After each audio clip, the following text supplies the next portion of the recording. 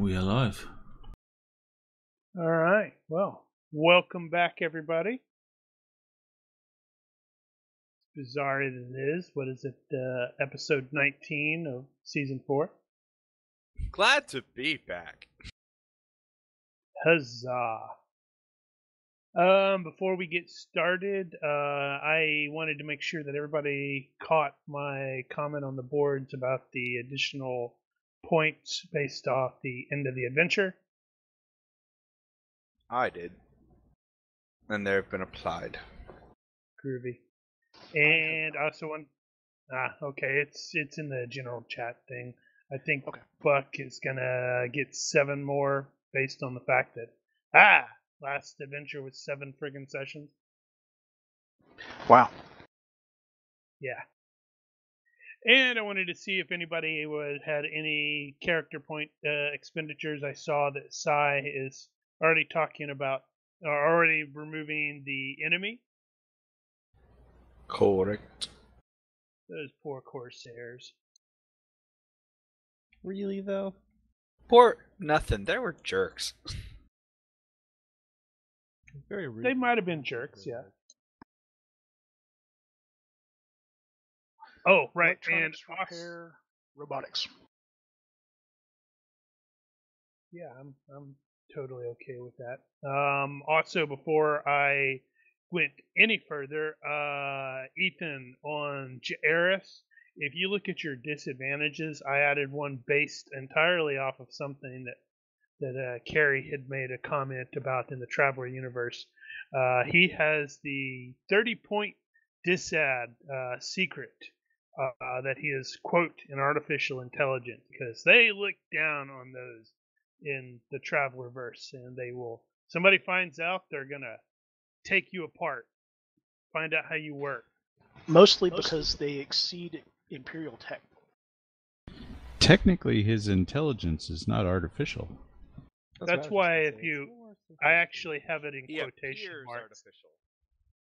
Actually, the secret is, quote, artificial intelligence, end quote. If they knew how he became a robot, they would probably want to pull him apart even more so. Oh, I was going to say they'd probably try to do it on purpose with somebody. See if they can do it a second time. Repeat. Yeah, that's not bad news at all. So with that in mind, maybe, although he is a PC, so there are extenuating circumstances. I'm not going to volunteer for that duty. You said duty.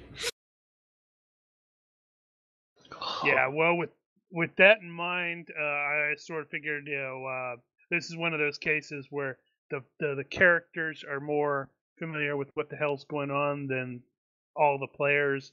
So I'm totally going to sort of retcon this stuff that you guys weren't advertising the fact that something weird went on with Eris. Back, it's like, yeah, what's going on with your drone? It's like, I don't know, our drone's weird. It's fine. And disconnected and connected again. What's going on there? Yeah, it did the whole, it's in the background, won't come to the foreground, so I can't actually interact with anything at all. Don't! Usual fantasy ground stuff. It's not usual for me. I've never seen that before. It's extremely frequent for me. Are you running in windowed mode or full screen mode? Full screen. Run in windowed and you'll never have that problem. So go windowed mode and then extend your window to the screen size. Interesting note, I'm running in full screen and I've never seen that. Yes, but you're not switching between other applications like browsers and stuff.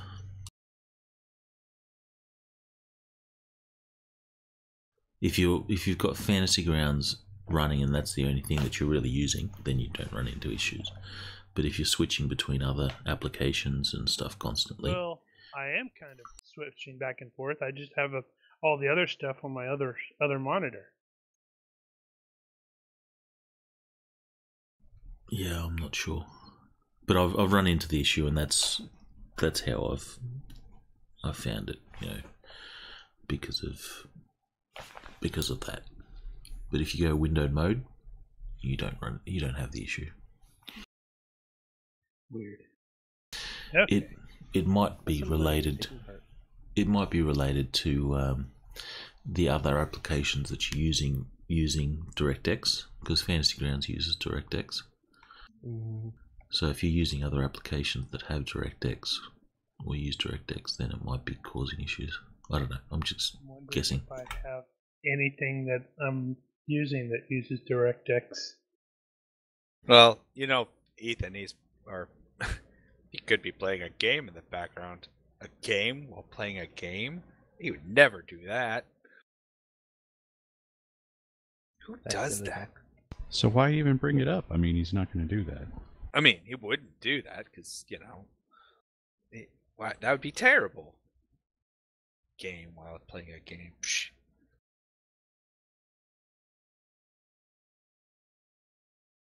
Okay, so based off of the previous adventure, which I believe, Mark was the only one that wasn't here, you guys returned to Perazlo with Lord Micah, and you got paid. Huzzah. And then there was the grand fete at the, that evening, thrown by the Count himself to celebrate the safe return of his son.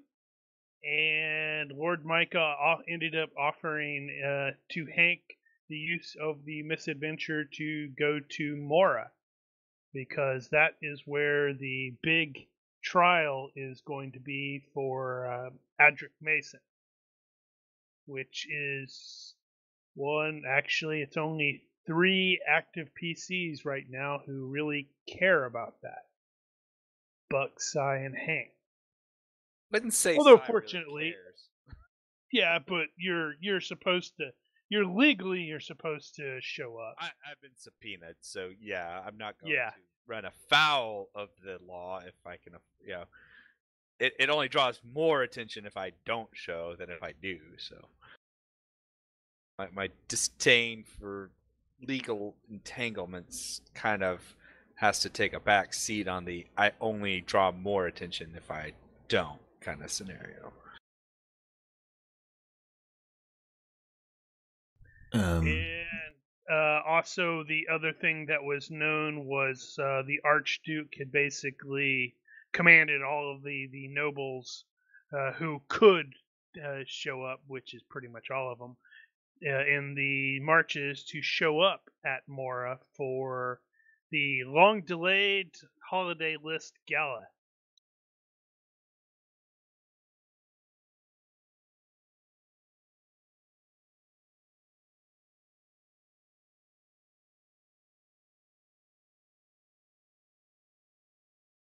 Okay, so it is 020, which is the day after.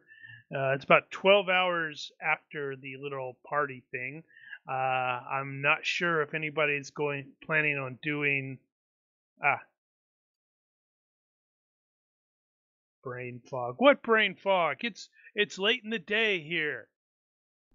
Well, we're on the opposite side of the world. Down.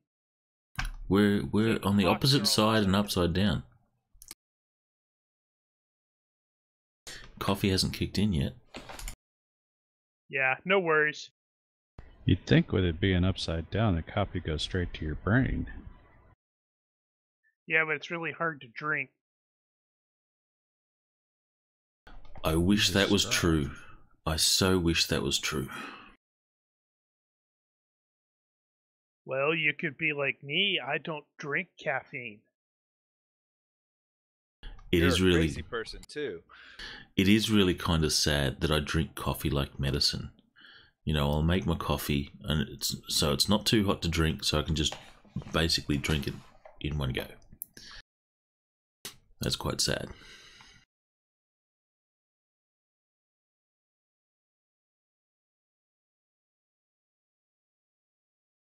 Hello, Bruno. Hey, Wow, he's not wasting any time. Hello. He's ready He's for like- the trial. He's like, Well, we Norm. got to get there first.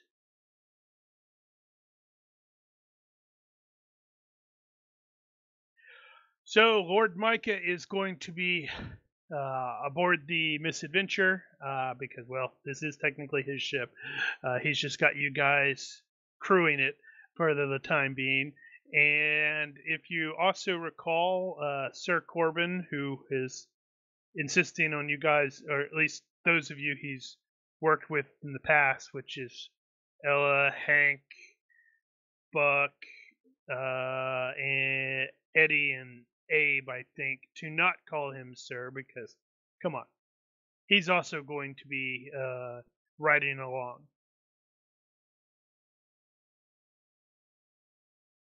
So, as stated, it is about 12 hours after the party. It's going to probably take till mid-afternoon or mid-morning, early afternoon to get everything squared away for the ship. You have to resupply, restock, etc., etc. Corbin will show up relatively early and to see if he can pitch in, just because, well, he seems to be kind of bored here. We'll give him the tour. Yeah, okay, that's true. So, Since he's a passenger. this is the current layout of the crew as I understand it. Marco is going to show up very late. He's okay, he's a little drunk. we'll get him Go. to his. Go see the doc. Go see the doc. Get some sober ups. Lay down if you need to. Drink plenty of fluids. Me built a loader. Don't need no druggers. Flop.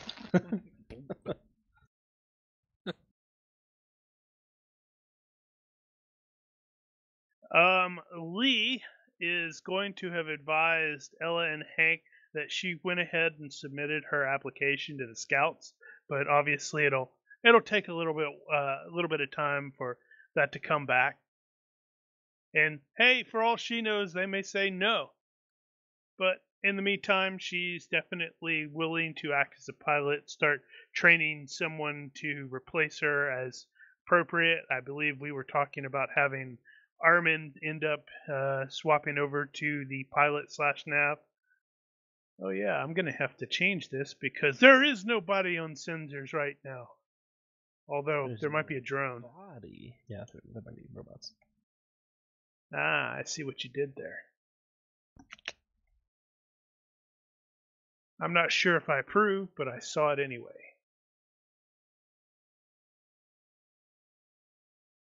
It's the observation that counts. True. When Lord Micah arrives, he does so with all 4 of his Orgamons, as well as some attendants who are clearly like cooks and stuff like that, and they are bearing, well, stuffs for food. And he's like bringing basically a brunch to apologize for being so late. Is he kind of a chummy type dude? Like, friendly? He from what you have, you've was it 2 jumps? Yeah, you've interacted with him. He does strike you as someone who may have the chummy disadvantage. Oh, then Sai had been hanging out with him quite a bit. Which is ironic considering. Well, right, but he's not law enforcement. Is that the line of demarcation there? Right. It's what did I write it in as? I thought it was I don't know. avoids contact with authorities, and by authorities I mean like law enforcement, that kind of thing. Okay. That's Because kind I of was what going to meant say, it to be, yeah. technically, he would He's fall the under. law, yeah. He's granted he is not, as long as his brother doesn't, Croak right now. He isn't scheduled to, or he isn't slotted to inherit anything. But, things happen. He's an authority, but he's not an executor of the authority. Sure. And who knows? Maybe when everything goes down, he needs a bodyguard. And when everything goes down, maybe Sai's like, I think I'm going to accidentally shoot his brother in the face. And having the younger brother with a bunch of retinue of Varger would be hilarious next to his brother's retinue of Aslan. Oh, man, I had not thought of that. That would be hysterical. Make it happen, Sai. Especially seeing as I beat the crowd out of one of his brother's guards. Cats and dogs living together. Mass hysteria. Mass hysteria.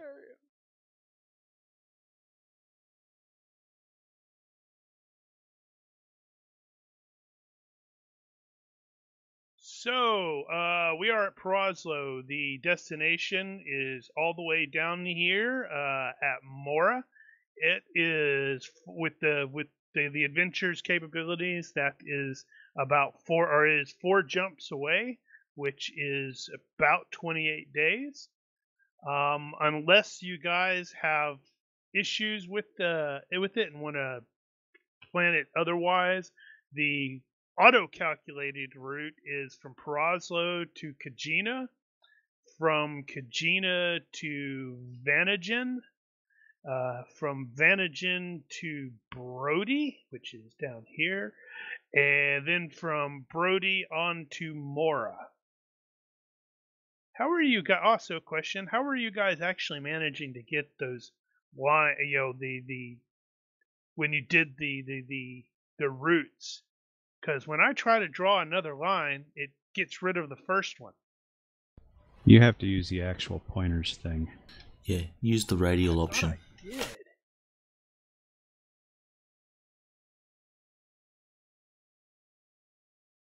Yeah. If you use the radial option, the lines will stay even if you clear your click and drag option. Yeah, because obviously I must be able to do that because you guys all get on me. Because I like to draw yeah, lines. well, that's why I was asking how you were doing it. Because, wow, weird. It was not working when I was trying that earlier today. It's under the features, the yeah, GM I got features that it's under the GM features that Brian has secretly placed in there, along with the set all rolls to crit success. Shh! I told you that in confidence. I want to. So Yeah. sorry. Yeah, I don't know. Totally. I have no. I don't know what you're talking about. I can just turn on the little doohickey that says, yeah, you need to confirm all your rolls and go, oh, look at that, critical success. Oh, look at that, critical success. I wouldn't do Actually, that. I think there is a new option coming out in the next release of Fantasy Grounds that has the GM ability to do crits. So the GM can just type in the dice result that they want, and the dice will roll that, and that's what the players will see. They actually had that feature in D20 Pro. I remember a feature where I could either roll the dice or just set it, and it looked like it rolled. It was like, So that's Wow, what a- almost every session. So the you guys kicked my tail all the time. yeah, So so obviously I wasn't using it. I think the next release is going to allow legitimate GM fudging. Or it looks legitimate. Isn't that an oxymoron? So the arrival date, presuming nothing weird happens, is going to be around 048, which is actually quite a bit away from the original intended trial date, which was like going to be about 34 days after that. But you know how that goes. You'll have to check in, do all that stuff. I don't see a better route. Yeah, the one, two, three. Yeah, the only other route could actually go from Kachina to 457973 instead of Vanagon, but I specifically told it, let's avoid red zones. For sure. Because I suspect that's probably the default thing that when someone's doing plotting, they're like, can I get here without going through this red zone just in case?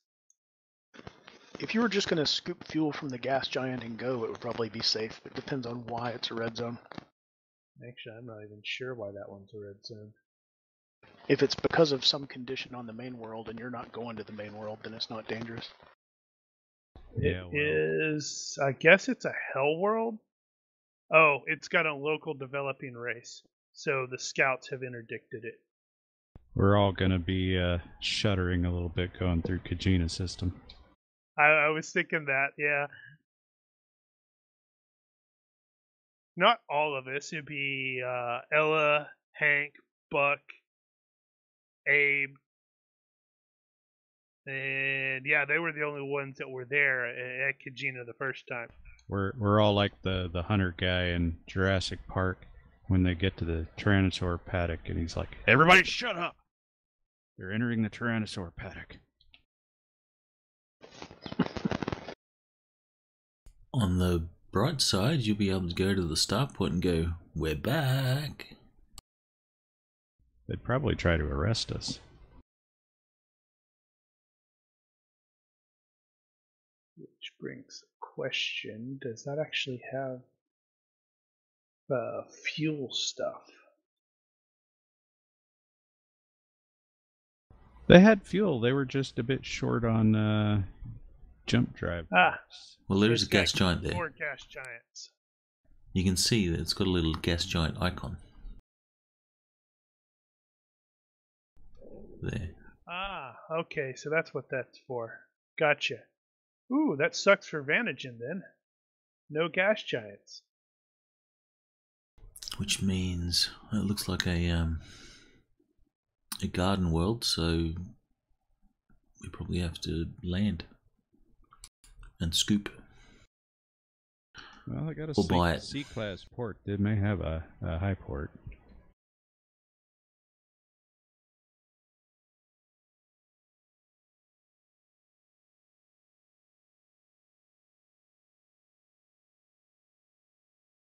Right. Sorry. I got distracted looking at something. Okay, so yes. So Jairus, you are going to end up needing to make, based on the time, you're going to end up having to make 2 of the rolls. The fright checks at -8. -8. Not to bring it up or install that rule, but I wonder if that stability kind of stuff would work here. All right, so that's a fail by 6. So then I don't know. I'd have to. I'm not off the top of my head. I don't know how that necessarily works. I don't think it would add anything here. We've already got that. So let's see. So that means you're at 0/3 for your acclamation now, because you have to do 3 in a row or a crit success. So then you would do the, let's see, +6 and then roll on the revised fright check thing.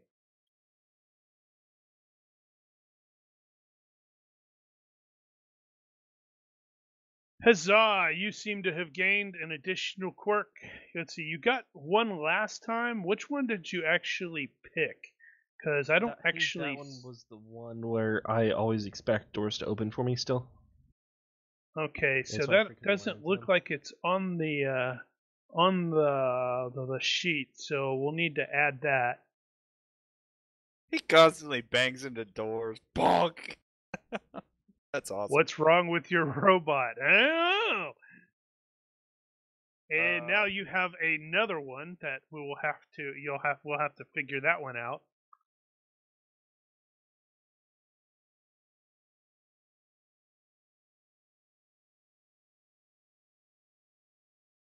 This will be great. He's gonna go crazy. Ah, yeah, you have constantly runs into doors expecting them to open. Uncle Owen, this one's got a bad motivator. Don't. Well, let's see. So same thing, and look at that. So yeah, you'll have 2 more, and you're back to 0 acclamation. I have also decided to implement the spaceship's malfunction stuff from Pyramid 3103 with just implement it. I'm sort of presuming that this stuff has always been happening. It's just Buck has been dealing with it in the background. And so, soon after we make the jump, or the departure from Perazlo, while we were in jump space and heading towards Kachina, someone, let's see, 1, 2, 3, 4, 5. Okay, I'll go that way.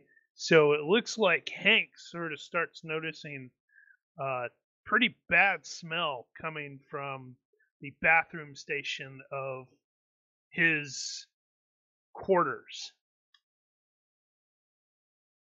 Jarrett sends a text. Wasn't me. Jarrett can't smell shite.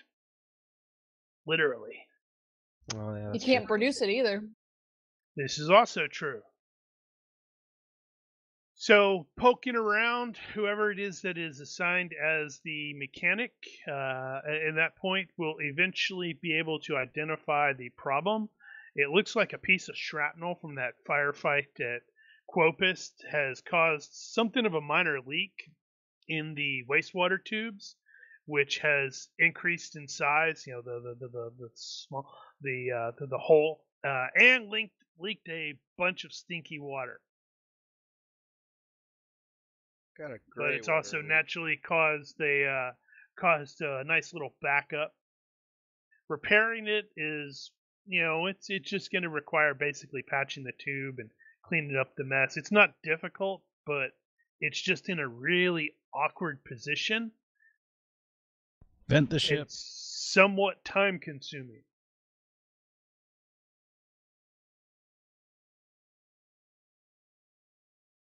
This looks like a job for Marco and Eddie. It smells like one. That is a fantastic idea. Does Eddie have mechanic starships? It's a job for Yeah. Marco. Okay, hold on. Let me see. Do I actually have Marco anywhere in here? Oh, hey, I do. Cool. Hey, Marco. Chief says you gotta clean out the shitter. And let's see. Fast talk is opposed by will, right? Yep. Mm-hmm. I'm gonna have. Let's see. I'm gonna have somebody else roll for that. Ashlyn, roll 3d6 for me, please.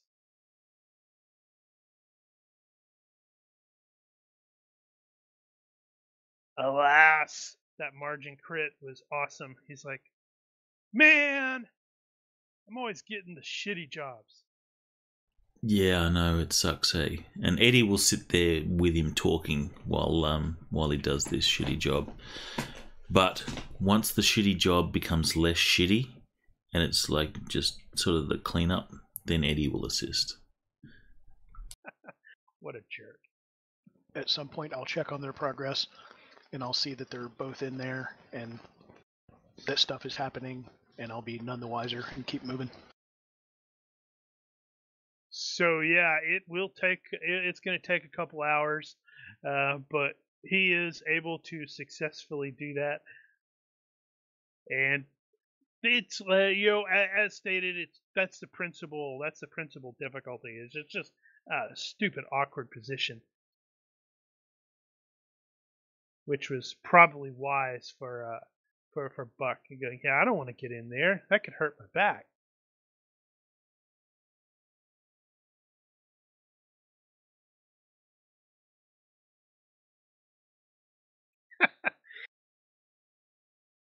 And so we reach Kachina, and several of the PCs are like, okay, here we go. Watch out for Eddie will make micrometeorite the storms. comment, wouldn't it be funny if we have a collision in Kachina? Of course, Next scene cuts to Eddie floating out in space all by himself. It's like, it was a joke, guys. That He's wasn't not funny. a tether. Come back. at That least. sucked. You And then he sees the ship get hit by micrometeorites. know? Yeah, Spears is going to end up telling the story about how he told the company not to go here or to do something about the route and all the micrometeorite storms and shit. Yeah, it's also that ship was probably in crappy condition too. And the rest is history. The rest. Not was to mention history. that its name was a bad omen, Titanic 4. I don't know what you're talking about. What's the Titanic from? We're so far in the future, we probably have no idea where that's from. It's like an old movie or something. In the future, Yeah. Titanic will be associated with just being big, awesome, and badass. No one really knows. I think in the movie the ship gets turned upside down and the guy's crawling through the air vents and fight some guys. Alien swim. Is that the one that has the Don't alien forget swimming in the water as well? Yeah, and they're alien ninjas. Ah, right. It was a heist movie. There was some jewelry involved. So that was the entire purpose the ship went down. It's because, that was to cover the thieves' escape. Were you referring to the Poseidon adventure?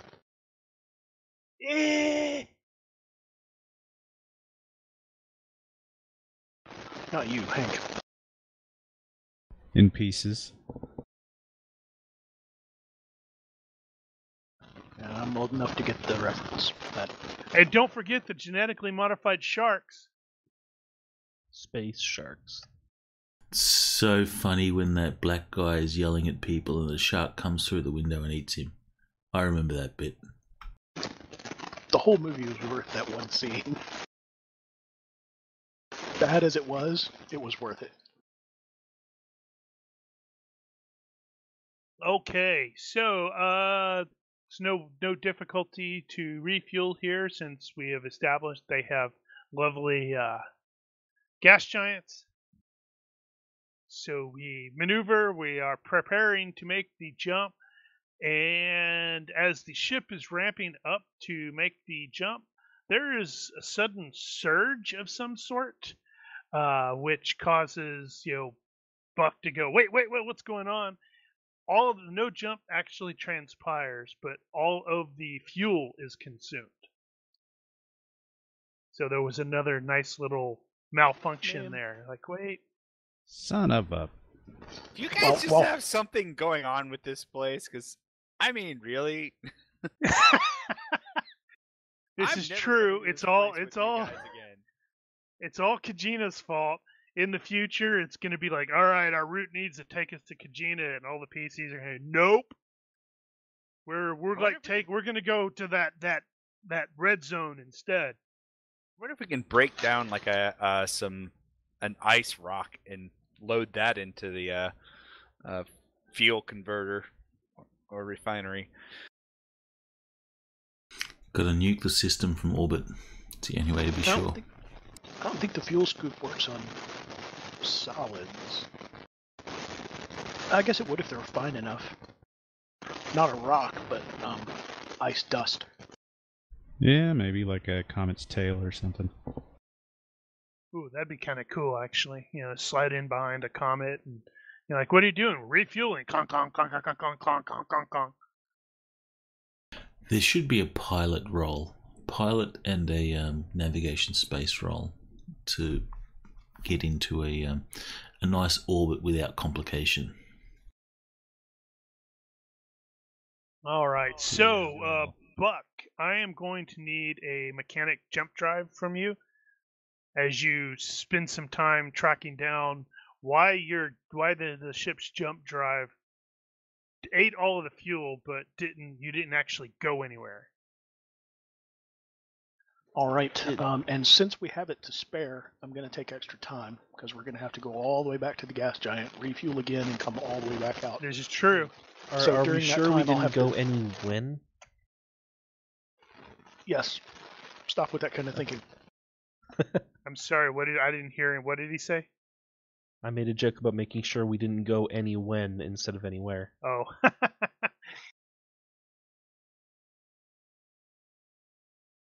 So during however many hours that takes, I'll have to jump drive offline and doing the full diagnosis on it. Yep. Oh, you make it look easy. And as you are poking around at this, the more and more you are becoming, let's say, mostly convinced that the previous crew didn't do a fantastic job of maintenance. I mean, they did what was required, but that was probably it. Okay, well that's their fault, but why did I not find it first? Yeah, I was going to say, we've had at least 2 jumps before this trip started, so Yeah. Okay. we should have caught that. Plus, it was. Do you remember Mark's comment about the jet brakes? Period. Well, that's a separate matter. Oh, okay. So this isn't a matter of improper maintenance, like you said just a second ago. This is just 'cause Yeah. sometimes things break. Bad luck. Right. Yeah, Oh, that it's was one of bad. those. It's like as you're poking around, you're like, man, they did a crappy job. Oh, okay, I see. This because the previous jump rattled something loose, and it caused this bolt to come free or something like that. Light vibration. The warranty just wore out. Now, in this case, we can't blame the ship being old because it's brand freaking new. So more than likely, we can blame it because it's You new. can blame it being brand freaking new, though. It's relatively brand new, and it was shot all up at Quopus. That just makes it newer. Looks like this connector is just shoddy craftsmanship. And the warranty ran out last week. Yeah, you're totally like, why are they using these crappy connectors? Ugh!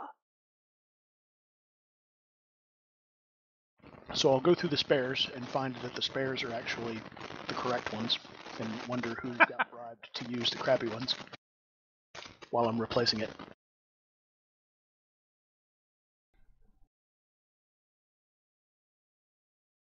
All right. And then the ship moves on to Vanagon, which does not have any gas giants. It has Imperial Research Station. And a C starport, I can see from the UPP. That's pretty. Yes. So I think it should at least have a refuel station. Yep. Unrefined only, I think. Is it? I think you can only get refined fuel at A and B. Well, C Starport facility has refueling infrastructure, limited refining. One may purchase only one may purchase unrefined fuel here. Yep. So Which is fine. That's the same thing we're using when we skim a gas giant. we have to waste a little extra time. Instead of skimming, we have to refine it. So Yeah, when you skim, you have to do both anyway. So yeah. that's Well, true. I suspect what it is you get there, you get that, and then as you're heading to the 100 diameter point, it's doing the refining. yeah. Vanagon actually has some canon history. Really? Yep. Yeah, there's a whole lot of One the stuff big about battles it. or something. Just reading this one paragraph out of context. It says mercenaries under the command of a group of wealthy adventurers attempted to liberate Burston Trials. Actually, no, that's wrong. The research station Gamma on Vanagon was damaged in a raid thought to have been conducted by terrorists. Wow. That's a good thing that's not us. Sounds like us. The researchers or the terrorists? Yes. Yes. Vanagon, originally colonized by the Vanlani 3,500 years ago, Vanagon had slid into barbarism by the time the population was recontacted in 980. The world was chosen as a naval base, and for a time rapid technological industrial growth took place. By 1050, it was decided that the Navy no longer needed a base at Vanagon, so the facility was closed down. Vanagon became once more a backwater and went into a slump, if not a decline. The world is rather cold, with its seas being prone to icebergs. Considerable trade is carried in commercial submersibles, which can transit under floating ice. The barren northern continent is a reservation for an unknown number of chirpers. Chirpers are disliked on Vanagon, so the reservation is generally ignored except for the odd treasure-seeking expedition chasing chirper gold. Observers are concerned that the chirpers' numbers seem to be declining. Vanagon is also the site of an Imperial research station, Gamma. The station was damaged by persons unknown in late 1106, and security is said to be very tight now. This place looks interesting. We should stay. What No. could go wrong? Eddie will be saying, they say there's, chirper gold in the north. We should check that out.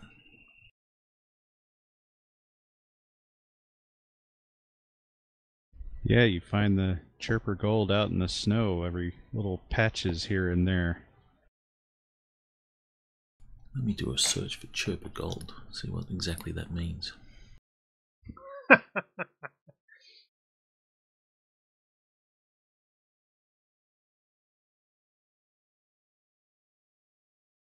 So let's see. Did you?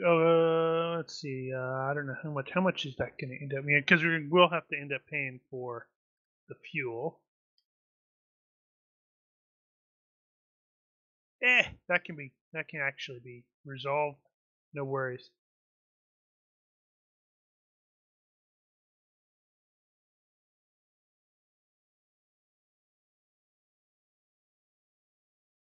And then from Vanagon, we proceed. The ship will proceed on to Brody,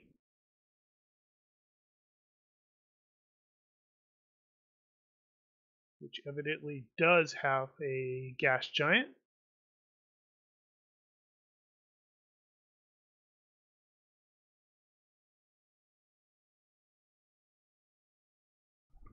Brody was proclaimed an imperial protectorate under naval jurisdiction after the collapse of the government.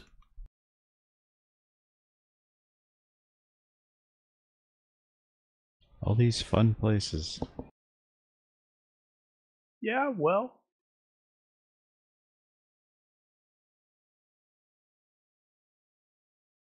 All right, and so during this jump to Brody, there is a fault in the cargo door where it's basically, it's sort of like knocked loose with that most recent jump, where it basically is starting to give false readings all the time, where it's like the door is ajar, now it's closed.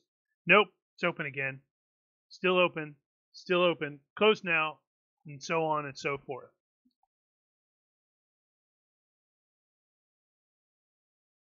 Yeah, that's the sort of thing that gets fixed really quickly. But once you track down the source of the fault, yeah. On the other hand, it may mean opening the cargo door.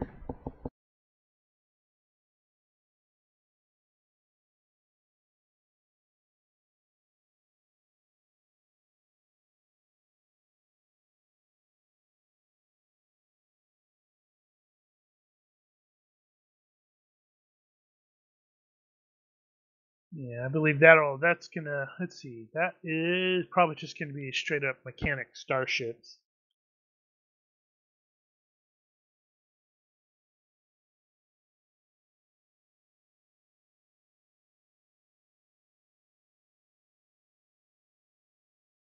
Now, Yeah, you can go ahead and make that. Unless you want to hand it off to somebody. nah. This one doesn't stink. Yeah, it takes a little bit of time, standard stuff. It's just the fault isn't where you were expecting it to be, and it takes you a while to track it down, but eventually you are successful in tracking it down. I will make the guys help me troubleshoot it, just so that they, learn stuff. Right. Should make Eddie do that too. He needs to learn mechanic starship.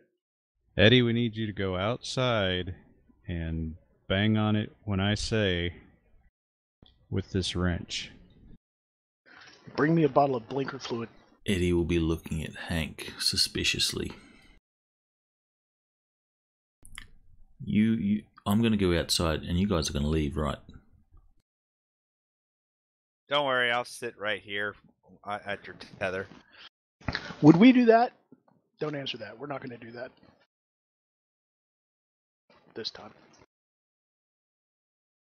Don't worry, Eddie, I got you. Eddie actually has the mechanic starship skill. That's one of the ones I got. I didn't see him. That's one of the skills that I'm doing with the brain fog. Did you finally get around to adding that now? Yes, Eddie finally learned something about starships. As reluctant as he has been, something's picked up. Yeah, something accidentally stuck.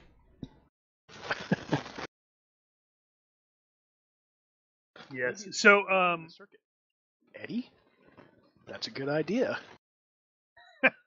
yeah, no doubt. So, with regards to, do I have that on here? Hold on, let me check. Where's that at? Where's the main one?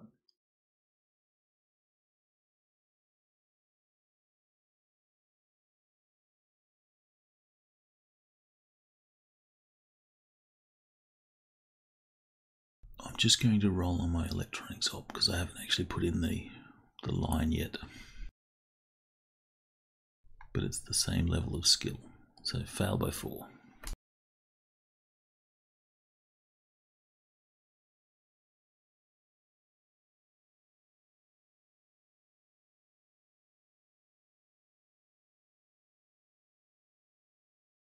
That is the malfunction table that I ended up pulling from the that pyramid magazine, and it's obviously intended for the spaceships system. But essentially, the way it works is, and I just pre-rolled it for this time. But essentially, the way it works is you make once a week you end up making a health minus, I think it's 3, and if it is success, or if it fails, or it causes, if it ends up failing, then you have a random malfunction. Obviously, that can be, I believe that can be adjusted upwards and downwards according to stuffs. I just wanted to throw it in there because it's like, oh yeah, hey, like Mark said, things break. Oh, do you have to? Crap. So here's a question regarding tables. If it has a bunch of subtables, do all of those have to be shared as well? It looks that way.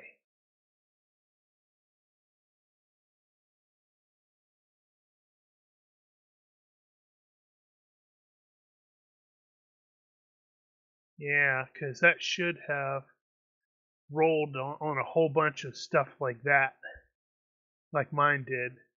Huh. Clearly, I need to revisit those and make sure everything is all right. Just share them all. Yeah. Actually, it looks like one of mine is screwed up too.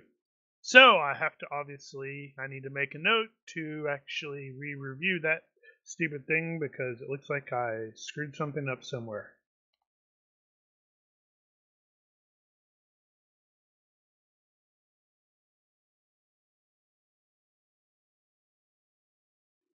Yeah, and there is no malfunction in the 4th week. Yay. So, during the 28 days, Lord Micah is going to be bustling around and trying to help as appropriate.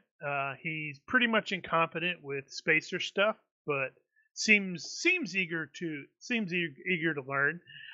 He talks with pretty much everybody. There's always at least one of the Orgamons lurking behind him, which probably isn't a big surprise considering his social rank. As stated earlier, it does become increasingly clear that he's metagame note that he very likely has the chummy or the gregarious disadvantage.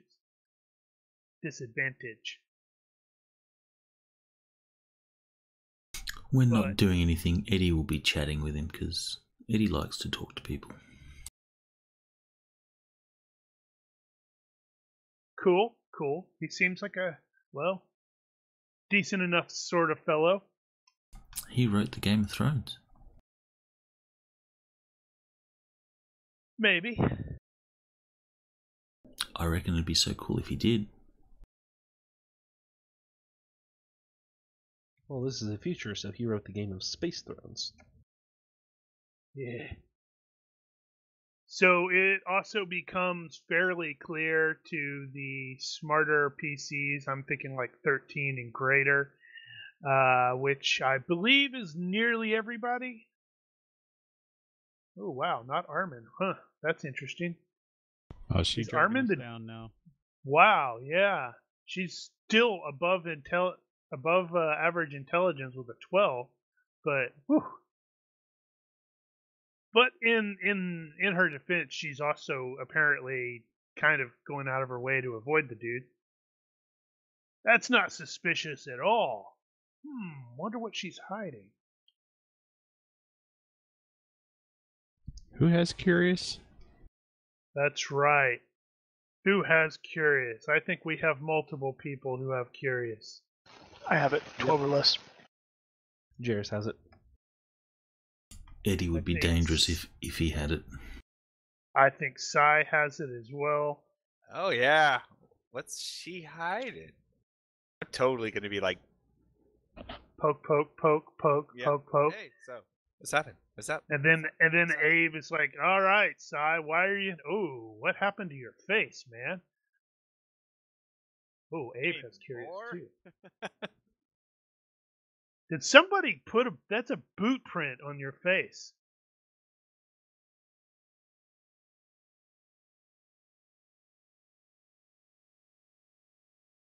Right. So and tell Uncle Si what's wrong. but getting back into that, it quickly becomes clear to most of the PCs that Lord Micah is basically trying to feel out the crew to end up sort of becoming the full-time crew, since the former crew is let's just call them unavailable. Granted, he's perfectly aware that you guys are heading towards Mora in the expectation that you're going to meet Sam and get your ship back. But that can't, that's not going to stop him from, trying to get decent crew.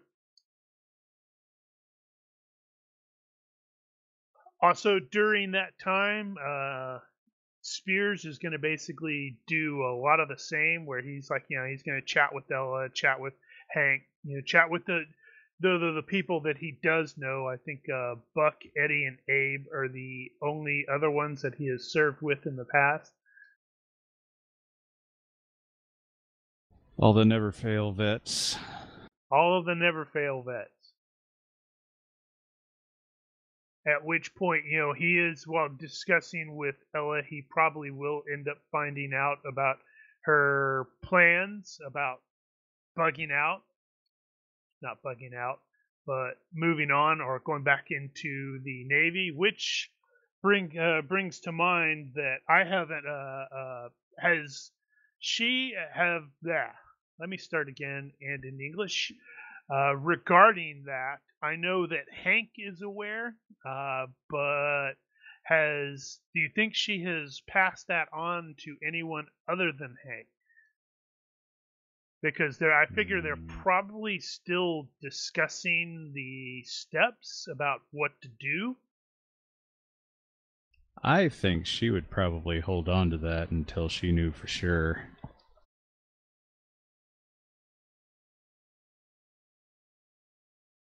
It occurs to me I could look at her dis ads, stuff like that.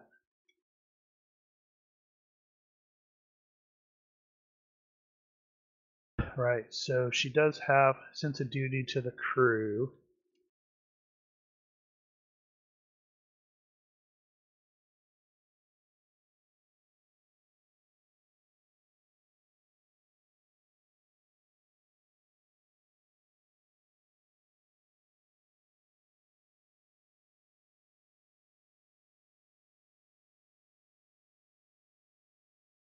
Okay, so if nothing else, his discussion with her and Hank is going to at least start him towards thinking about trying to buy her out, and because you will have quickly learned that he is basically operating out of Rillenor now, and he is bored senseless there. Yeah, well, there's not a whole lot to do on Rillenor. Well, is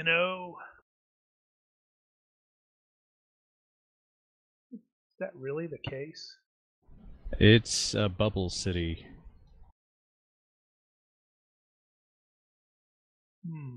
That means I need to keep that in mind and actually use one of those opening shots from Krypton for Kandor on the bubble.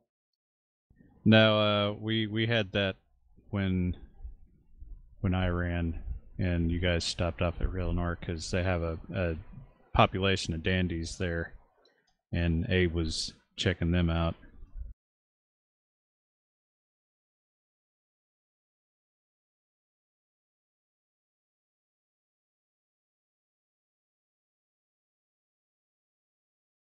Then why does it say it's a temperate world with a climate of pleasant average temperatures?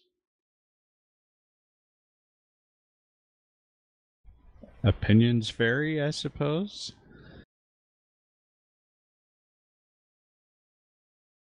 Holy cow. Surface gravity 0.5? Ugh.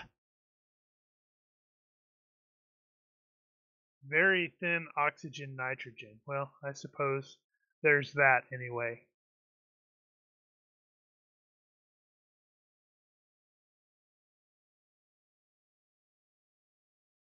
Yes. So regardless.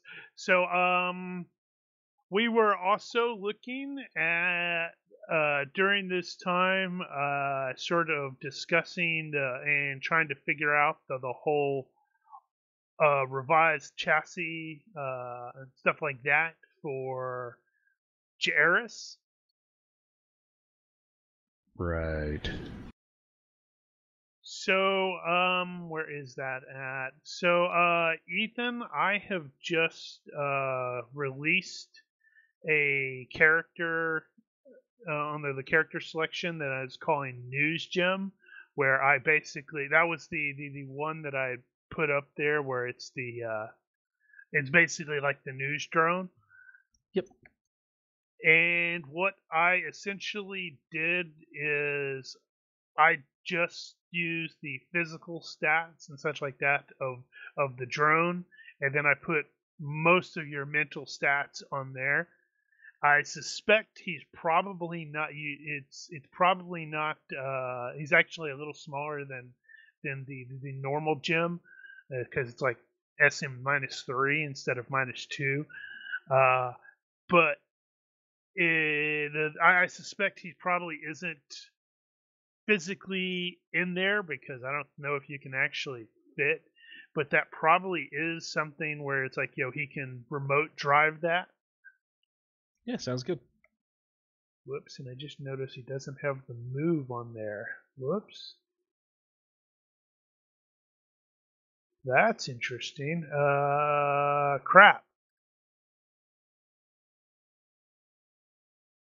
Well, I'm presuming that as part of our project with him, that we are setting it up so that his command brain is something small enough that it can be transferred to more or less any size chassis we need it to. Until you fail and he breaks. Ha ha ha ha. Don't drop me. Yeah, we're going to be really worried about having to disconnect the batteries and such. Afraid we might lose him.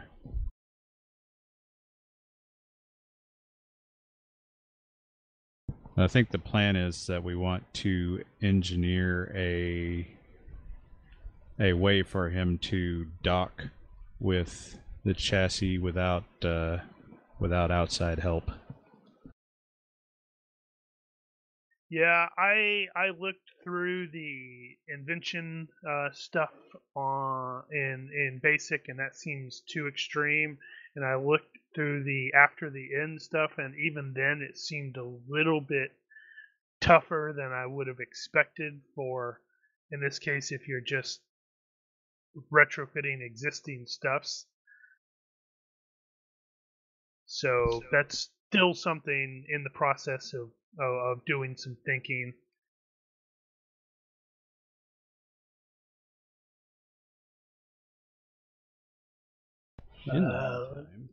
Let's see. So, I was looking at. Let's see. It looks like Buck and Hank are the only ones that actually did have. Yeah, I'm going to be doing this stuff. Although Hank's or Buck's is mostly I'm working. Leave me alone. Don't touch my tools.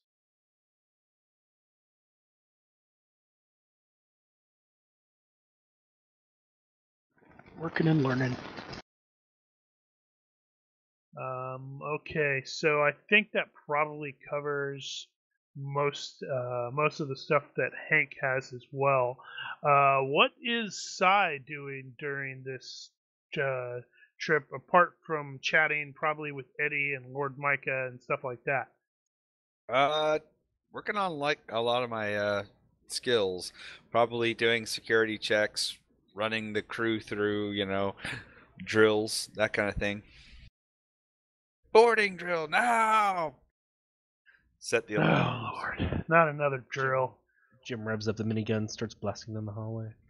No, we use like the laser tag, kind of ammo. I'm sure Lord Micah would find it highly entertaining. Yeah, we give him a pistol with like the laser, Actually, no, we use munitions and goggles. No. We do hand him the pistol, and then we just spawn kill him every time. All right, here you go. You're ready to go. Oh, you're dead. Sorry. But I run the crew through some security drills while practicing, and then it gives me an opportunity to practice some of my gun techniques.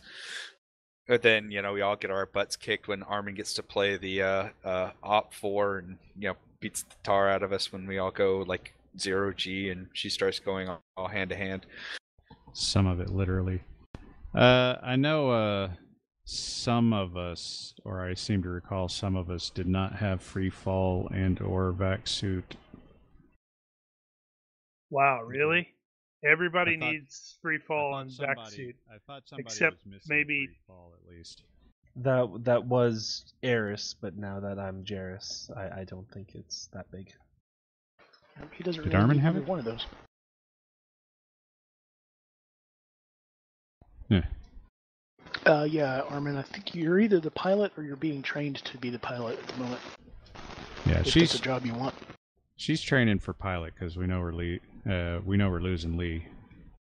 Yeah, one way or the other, because she was also talking about, basically trying to get her own ship. In which case, she may end up taking her brother with her, Yeah, I was about to depending. ask. Although, if it ends up being where she's with the scouts, she may end up going, "Yeah, can you keep an eye out on this idiot?"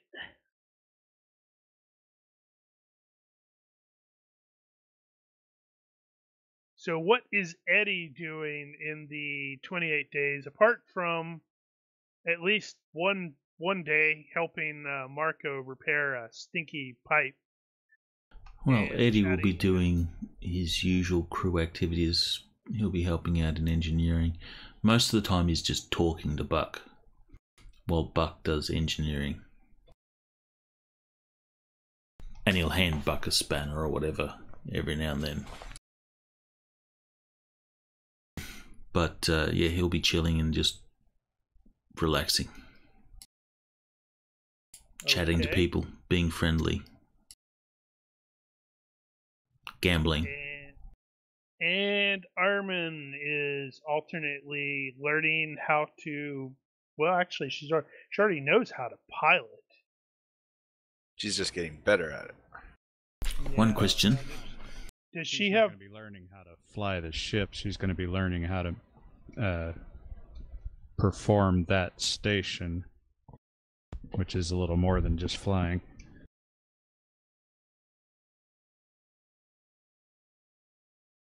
Okay. Question: are we getting paid a month's pay? Not literally. We're getting used to the ship. So we're not getting wages. We did not arrange to get paid because we were getting a free ride.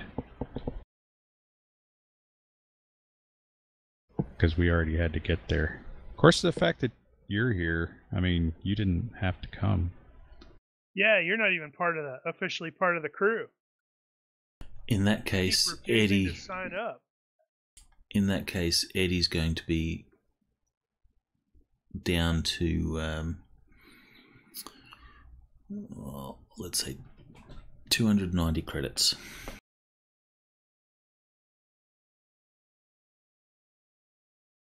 I wonder if the rest of them would get paid.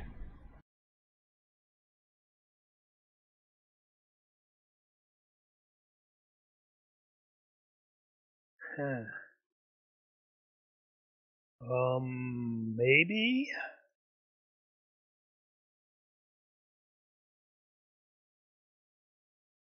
Allow me to make a note on that to do additional digging. I think that may be the case.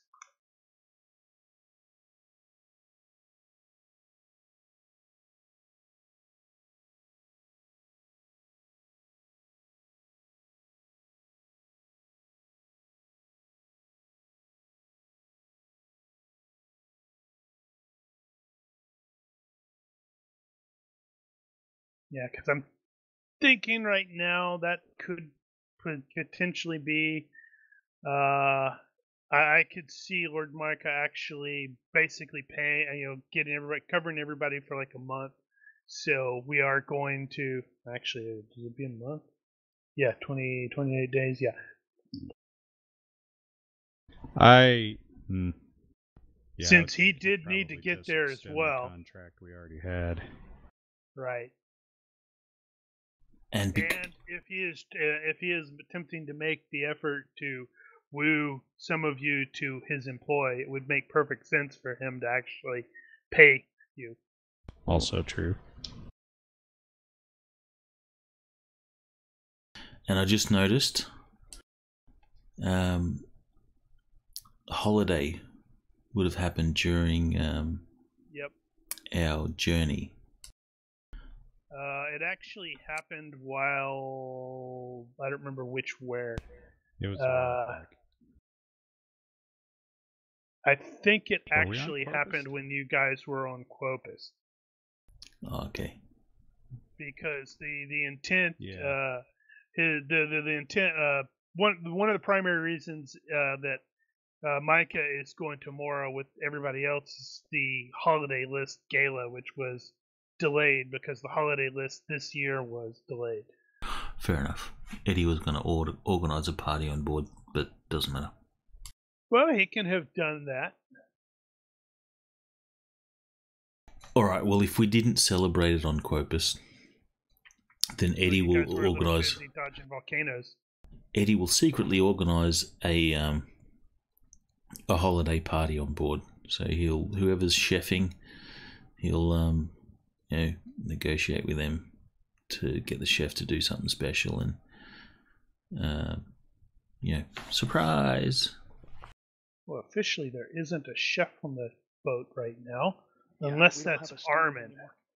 Nope. I she's think busy Armin. being the pilot. Yeah, but she's the only one with cooking. Oh, the That's actual kinda- skills. Hand loading. In that case, if there's no official chef, then Eddie will be using the microwave meals to jury rig a party.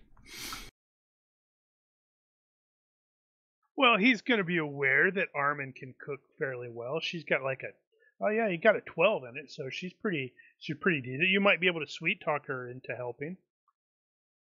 All right, well, Eddie will try. Hey, Armin, I got an idea. We didn't celebrate holiday on Quopus. I want to do something on the ship. Are you in? Got to keep it secret.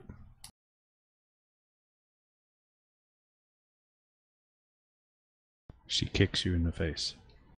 And turns on the intercom and says, "We're going to have a party." Fast talk.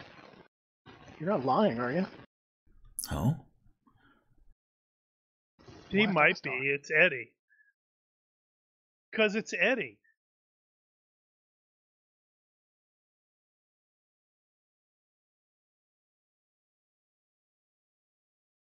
It just I occurred to can't me. cook. I can't cook for shit, and I know you can do a little bit of cooking. And we have some really good, shipboard rations and stuff, and surely you can do something good with that. Just noticed on the on that crew graphic, you got Marco and Eddie next to each other, and they both got some kind of stupid grin on their face.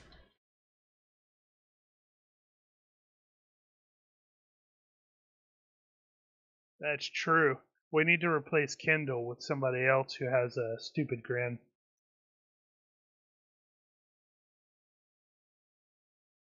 He's just kind of looking scared at Buck there. All Looking right. off longingly in the distance. Yes, you should roll cooking. Oh, Wow. Okay. Eddie's going to spike some of the drinks with alcohol, and he'll mask the cooking with strong alcohol. oh, this is awesome. It's great. Great. I've always enjoyed citrus with my cream-based sauces. That's all we had. 40 proof citrus. Get it right, Si. All right. Well, at the very least, now Hank has a reason to start looking into cooking. I already put that on his list of things he wants to pick up. So mid jump, that's what happens. You can start having Armin teach him how to cook.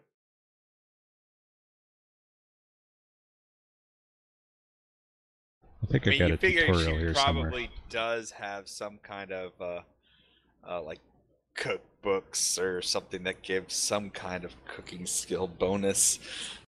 That could qualify as routine.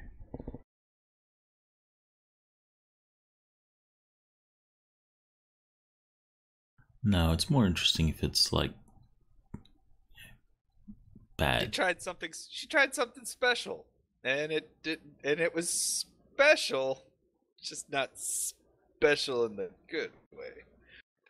Cake that looks like a giant hamburger. You It didn't. tastes you like didn't, it. You didn't compensate for the gravity, did you? Huh, I thought she had skinny. She did. What she does.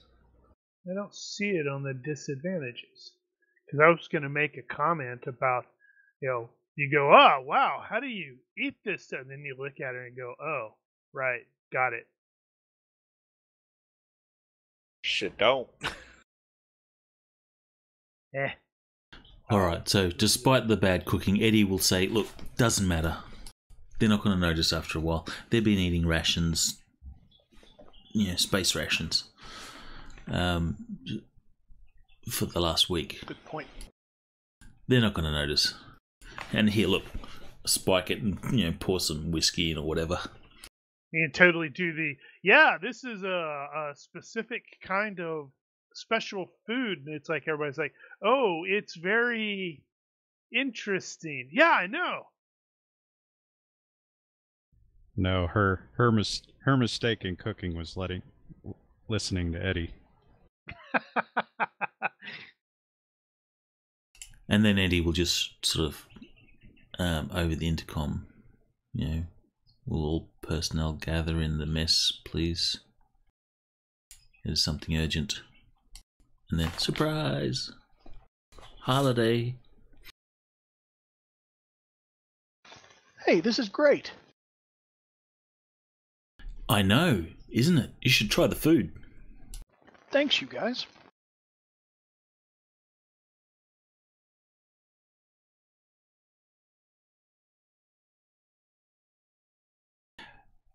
And as people try the food, they will have the expression that Lord Micah has on their face. It's good. Dinner montage. Not me. I've been to prison. I eat seconds and thirds. Size This of is dog. awesome. I have no sense of taste. Right. Nom, nom, nom, nom, nom. So Buck and Sire eating everything. Everybody else is kind of looking at each other. People start to shift their bowls over towards us. So good. And then Jairus gets all depressed because he can't eat nothing. No, they make Power Pack in cinnamon and pumpkin flavor. We'll It- send him. it- We'll send him quote little unquote- ice cream. Send him little ice cream emojis. It quote unquote tastes the same, but the packaging is orange and brown, and it's more festive.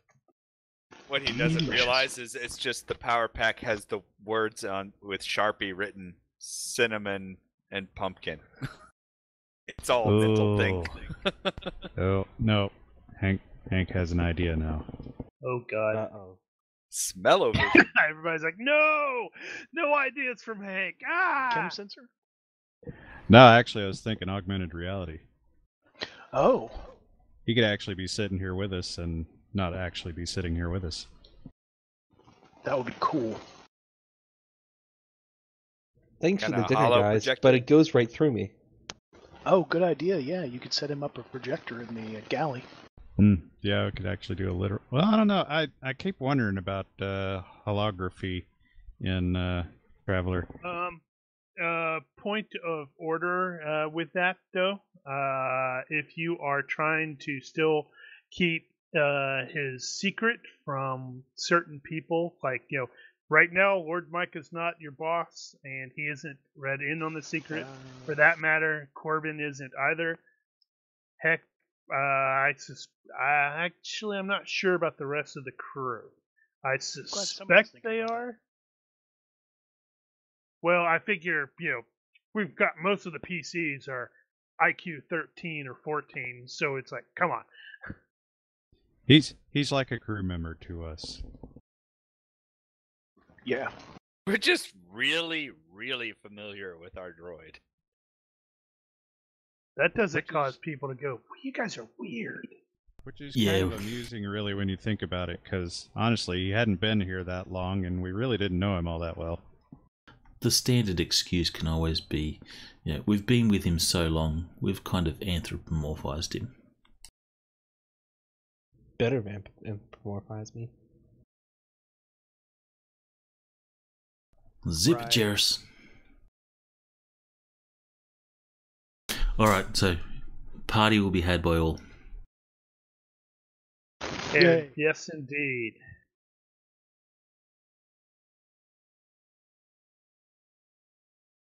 And we arrive at Mora.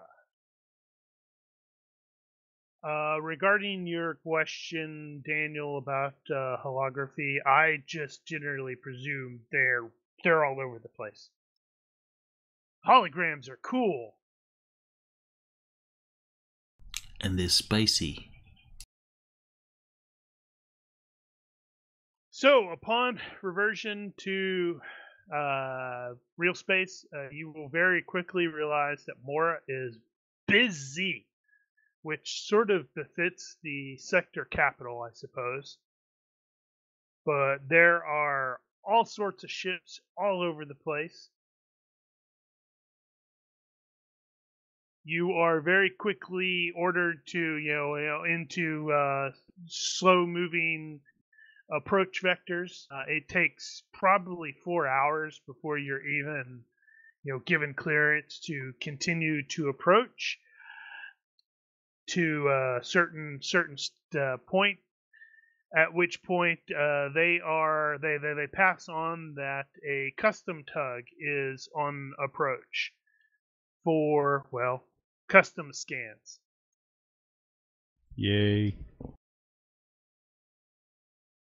Oh, right. And the approach vector that you will be heading towards is the March Keep Station, which is very, very large. It's like 6 miles long. Wow. That's fairly impressive. So it ain't small. Looks vaguely like a Star Destroyer. Nuh-uh. That's actually from Mass Effect, actually. I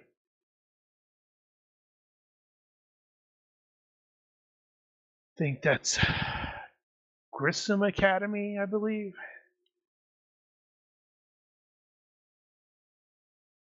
Instinctively, Get that far. Eddie will be heading towards the cargo hold to hide the, in quotes, stuff. And then he'll realise that we don't actually have any stuff on board.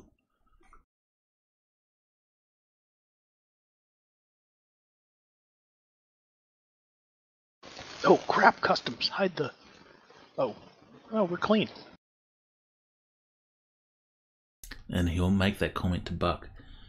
I just realised we don't have anything on board. What's the go with that? Oh, yeah. What was I worried about? Does it make you feel weird not to have anything to hide? This is an odd feeling. None of our documents are forged? No contraband aboard? Now you do have a potentially illegal artificial intelligence on board. Yeah, they're not going to check for that. How would they know to check for that? They wouldn't. It would have to be robot. especially Beep, thorough. Huh. Is this what feeling honest feels like? It's kind of relaxing Isn't it? and boring. And Eddie's like, I feel dirty. It's kind of the opposite of what But you're supposed to feel. Yeah, I like Loki's. Honestly, I wouldn't know. Honestly. So the customs tug will approach. It will get a hard seal on one of the, I don't know which one, doesn't matter. Let's say on the port side. You get the little, the digital equivalent of the knock on the door.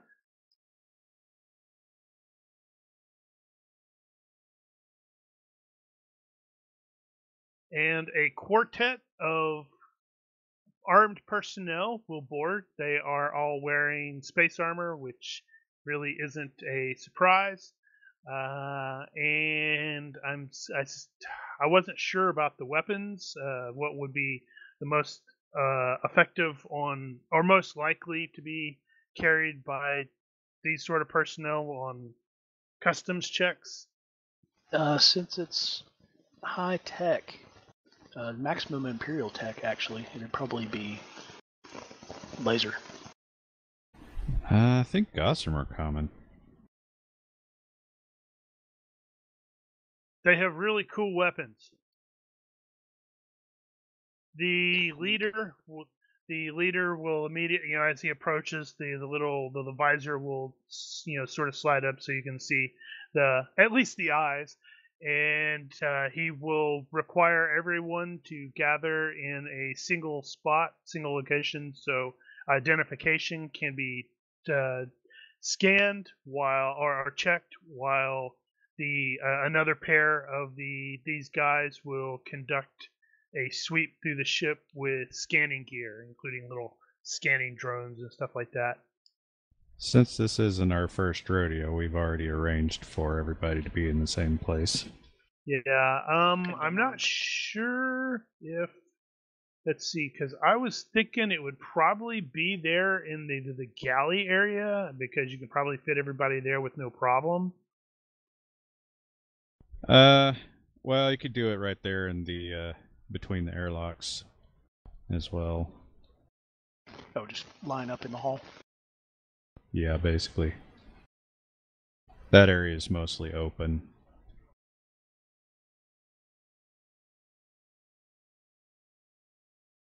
And they will start doing this. Let's see, I believe based on character backgrounds that Hank may be the only active PC who's actually been to Mora. Buck may have been through here. Eddie's a bit of a wanderer, so he's probably passed through. Okay, so so this isn't necessarily that big of a surprise, since it is, as stated, the subsector capital. It does seem a little bit more intensive, intrusive, but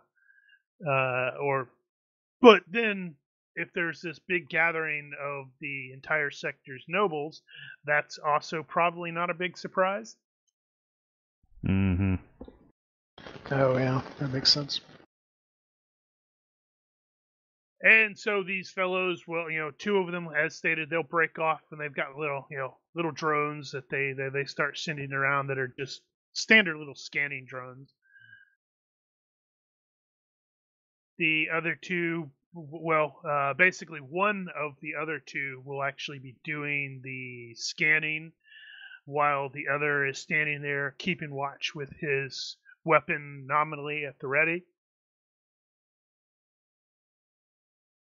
When they scan Abe's credentials, there is a visible reaction. The dude doing something will look at it, look at him, do something on his suit, and there's going to be some little neon stuff on the helmet sort of light up.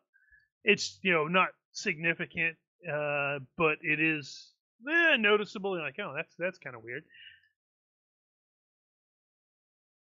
And Abe is promptly informed, rather coldly, by this dude that his presence in system has been logged, and he is required to check into customs on the high port at earliest opportunity. Failure to check in within 2 hours of docking is considered a Class 3 felony. And following this, everybody is rechecked, this time with bioscanners. Ha! Joke's on them. You're probably chilling out in your recharge port. Yep.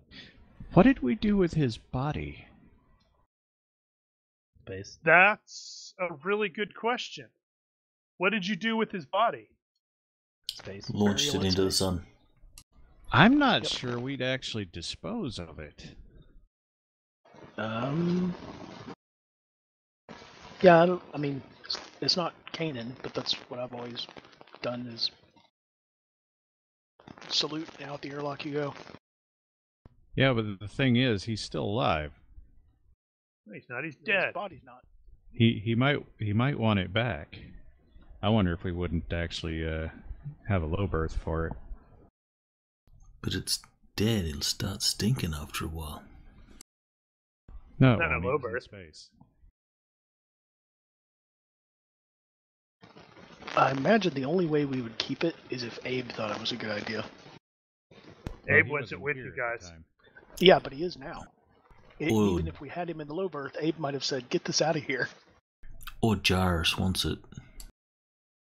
Yeah, or if Jairus says, "Don't get rid of that, I need it." Space. I'd be Just willing to dust it, bet space. that he would.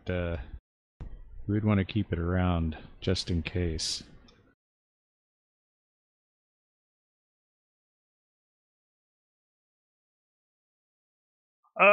Here's a question for those of you who are more proficient with the Traveller universe than I am. With regards to people who are, let's say, upgraded, enhanced parahumans, that sort of stuff, how is that treated? I don't think there's any problem with it. Cybernetics that replace, organic function. There's no problem with that at all. As to whether it's enhanced, I imagine there'd be no problem as long as the enhancement is not illegal. All cybernetics have a legality class. No, not cybernetics. I mean biotech stuff.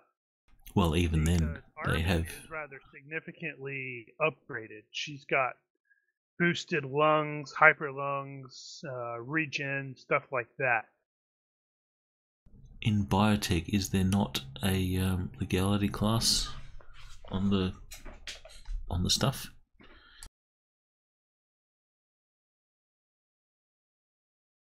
I don't know. Continue. I will check.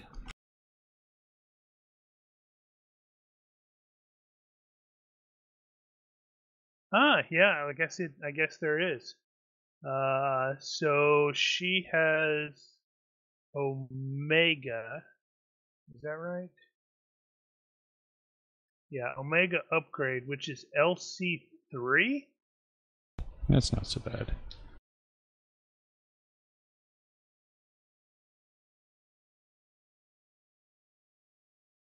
That's pistol level.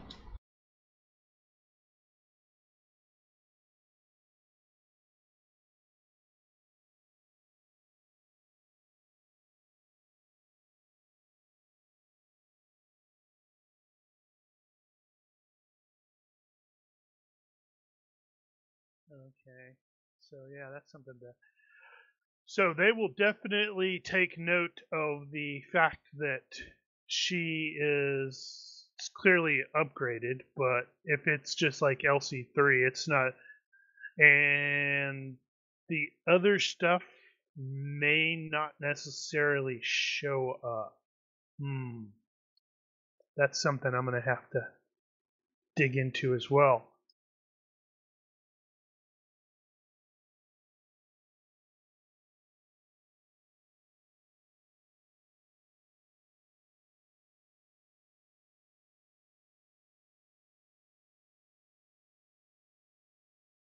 What is the CR here?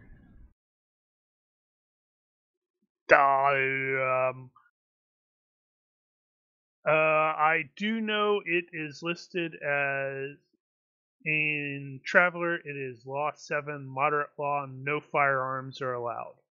Okay, so it's The probably last digit before the tech level. Yeah. probably not a big deal here then.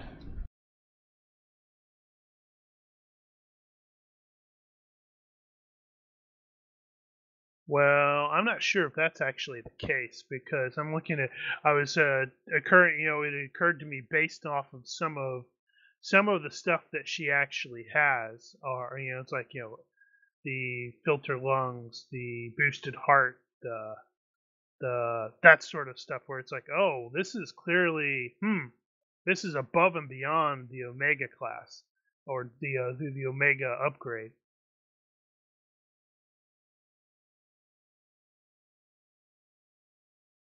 No, not always the problem child. At least they didn't, freak out and activate psionic bafflers when they saw you, like they did to Abe.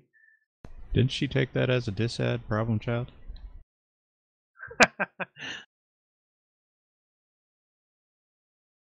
She has secret clone serious embarrassment. I'm still not sure if that's entirely appropriate. And you just told us.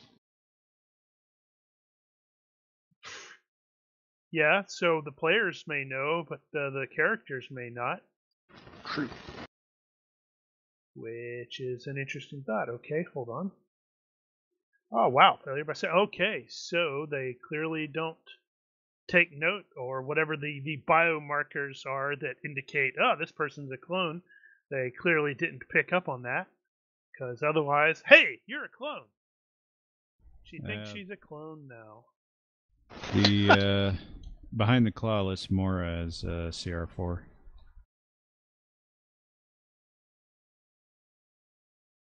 I always struggle with GURPS CR. What's CR4 do? CR4 is pretty low. You could probably open carry.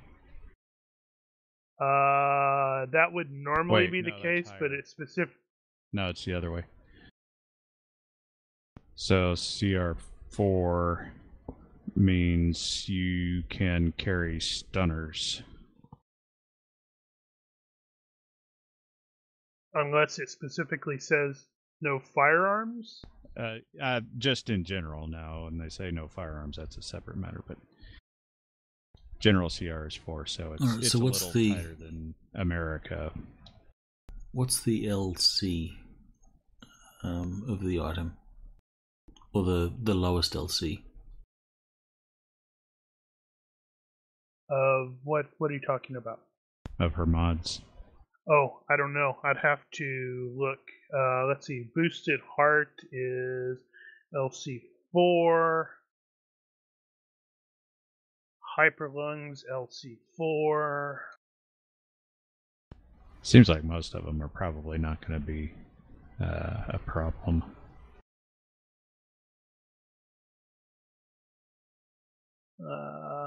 Enhanced Muscle is LC4. Alright, put it this way, for Mora, LC5 means, any citizen can carry the item. If it's LC4, anyone but a convicted criminal or the equivalent may carry the item. Registration may be required, but there's no permit fee. LC, or control rating -1, so LC3, a license is required to own or carry the item. To get a license, one must show legitimate need or work for the government. Generally, licenses cost 1D times 10% the price of the item itself. LC2 would be prohibited. Well, just at the basic stuff, it looked like most of those are LC4. And also, that would be on the planet. It would have nothing to do with what you've got on your ship. You wouldn't be allowed to leave the starport with stuff that the law level prohibits. But nobody's going to care what you have on your ship. That's your business. Unless you're waving it around over there. You can have nuclear tip missiles. Probably a bad idea. They might not All let you Traveller in the missiles are nuclear Starport. missiles. Hey, everybody's got a friggin' fusion reactor. What's a nuclear missile among friends? Well, the starports are control rating 5. Yeah, it's worse at the starport. But if you so don't I'm leave the gonna ship, you can have presume- anything, pretty much, as long as it's not nuclear. I'm presume that most of the stuff is LC4. I'm going to double check. I'm going to make a note of that to actually go through there and then adjust that. So if that is the case and they are CR, did we say it was 5? Yeah, the starport's CR5, so she would be eyebrow raised there, but I doubt they would even check for that sort of thing. I'm gonna say normally, if you guys were not attending with a lord and a Knigget aboard, they probably would require her to register herself. But in this case, they are presuming that her clear combat, almost combat mods with that regards probably indicate she is likely a some sort of bodyguard or something like that for Lord Micah or Sir Corbin. Yeah, I think in the cases of genetic mods like hers, you probably run into the same problem with cybernetics, in that you can't take them off. So if you got to get in and out of the starport, they're going to have to make some kind of allowance for that. That's right. They're going to clamp on a little thing of doohickey. So that comes to mind for Psy. What is the LC stuff for your bionics? Is that going to be an issue? The only issue that could come up is the Stinger at LC3. Everything else is LC4. All right. So is the Stinger concealable? I mean, like, yes. do I? Okay. So is that like a post thing or something where my dude scan for it? I mean, it's like there's a stealth thing for it. If they scan for it, then I don't think you can conceal it. Yeah, well, this concealed... Well, it depends. Okay. It's sheathed under a fingernail or body cavity. The recipient has no... Yeah, so...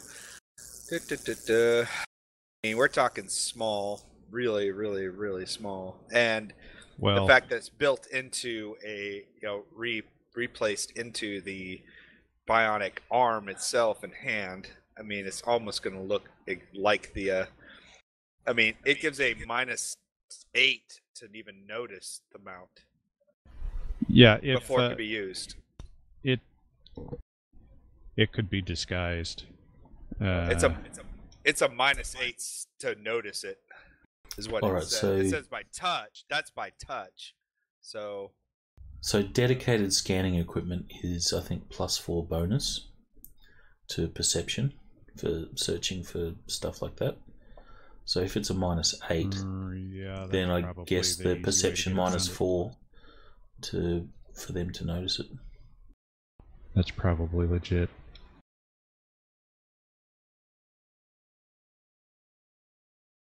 All right. And if they're not looking for it, well, I guess they probably are looking for it specifically at this point. You said perception -4? Yeah, it would resolve to perception -4. Whew. -8 normally, +4 for the gear. Yeah, that's not going to be hard for me at all.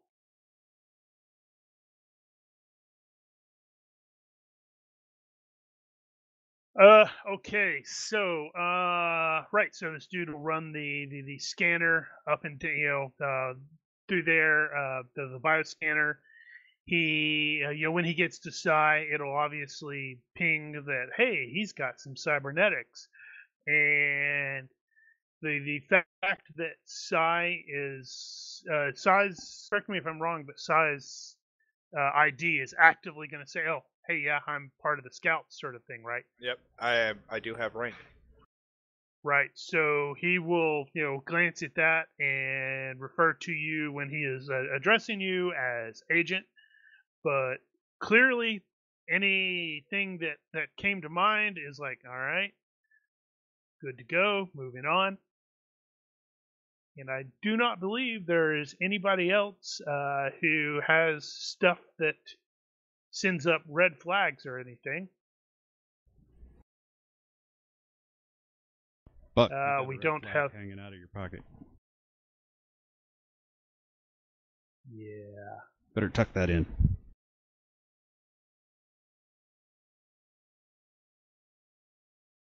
And okay, so the dudes that broke off to do the scan with the drones will come back. They will report to the other guy that they've got some weapons, but they're stored correctly. The lead customs dude will advise you of the planetary laws and such like that. Like, all right, you will not be able to leave with any of these, with any of the weapons on that are on there. You'll have to leave them on, secure them on the ship and leave them on the ship. We noticed you have a combat drone that's going to have to stay on the ship as well. Just the usual stuff.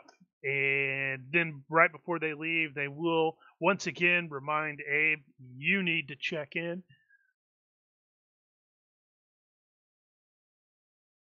Abe doesn't look particularly yay about that. I imagine Spears is going to raise an eyebrow at that because he wasn't aware He of anything. definitely is. Actually, so is probably Micah, who most of his Orgamons, as they're scanned, they're like, yeah, you're not going to be able to take that. You're not going to be able to take. You guys, you're going to have to strip down, lose all those weapons because they're totally pulling the Klingon thing where it's like, got a piece here, got a piece there, got a piece. They can assemble it. One of them, they'll even go, you can't leave the ship. We don't even want you on the station. Because, come on, what the hell, dude?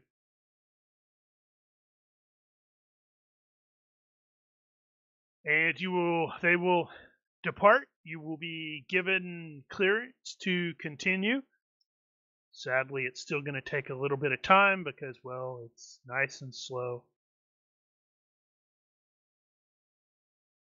And once you are cleared and basically into, once they're off the ship and you're back in the landing, or the docking, what would that be? Do they crap. have bays, or this thing's big enough? They probably have bays. Yeah, they're gonna have bays.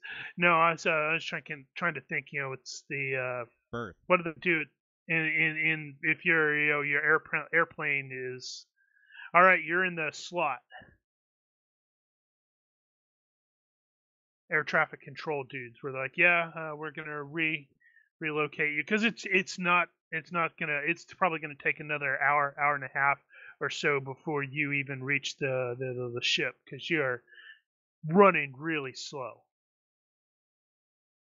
Well, it's not you, it's the whole too many ships. During that time, both Ella and Hank will receive a time delay communications from Sam, who is basically reporting that he is already on Marchkeep Station. Hey, Sam's here. And he will also provide this is my comms node, so once you guys, are available, give me a buzz. We'll go ahead and call him while we're in the hold.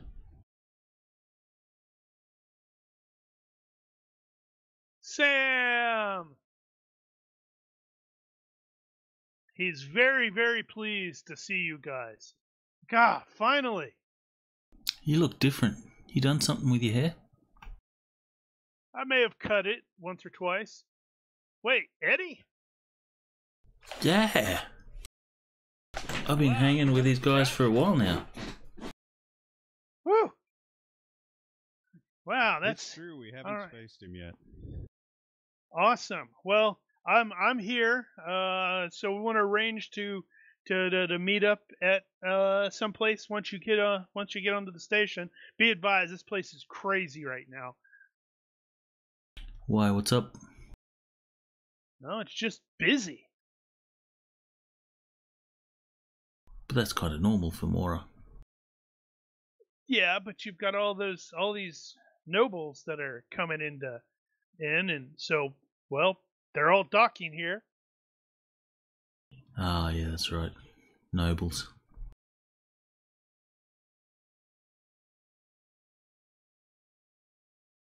So he will give you, arrange a meetup location wherever that's going to be. He can give you his births, the birth location if you want to meet up there.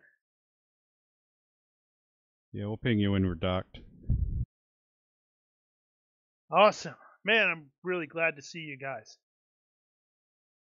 I just want to see my ship. Your ship, It's been good. How's the cat?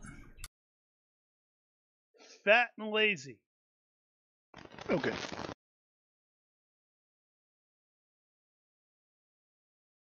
Looking forward to seeing the cat again. I mean, you again. It's my cat now. Okay, I'm Still his the ship's human. cat. After we hang up, I'm gonna have to say, we're gonna have to tell him he's got to change the name back. We're gonna have to tell him that Maya's a girl too. I mean the ship, because he renamed it Ellosaurus Rex. Oh, that's right. Which most of us Forgot about that. looked at Ella and said, "Can we keep that?" No.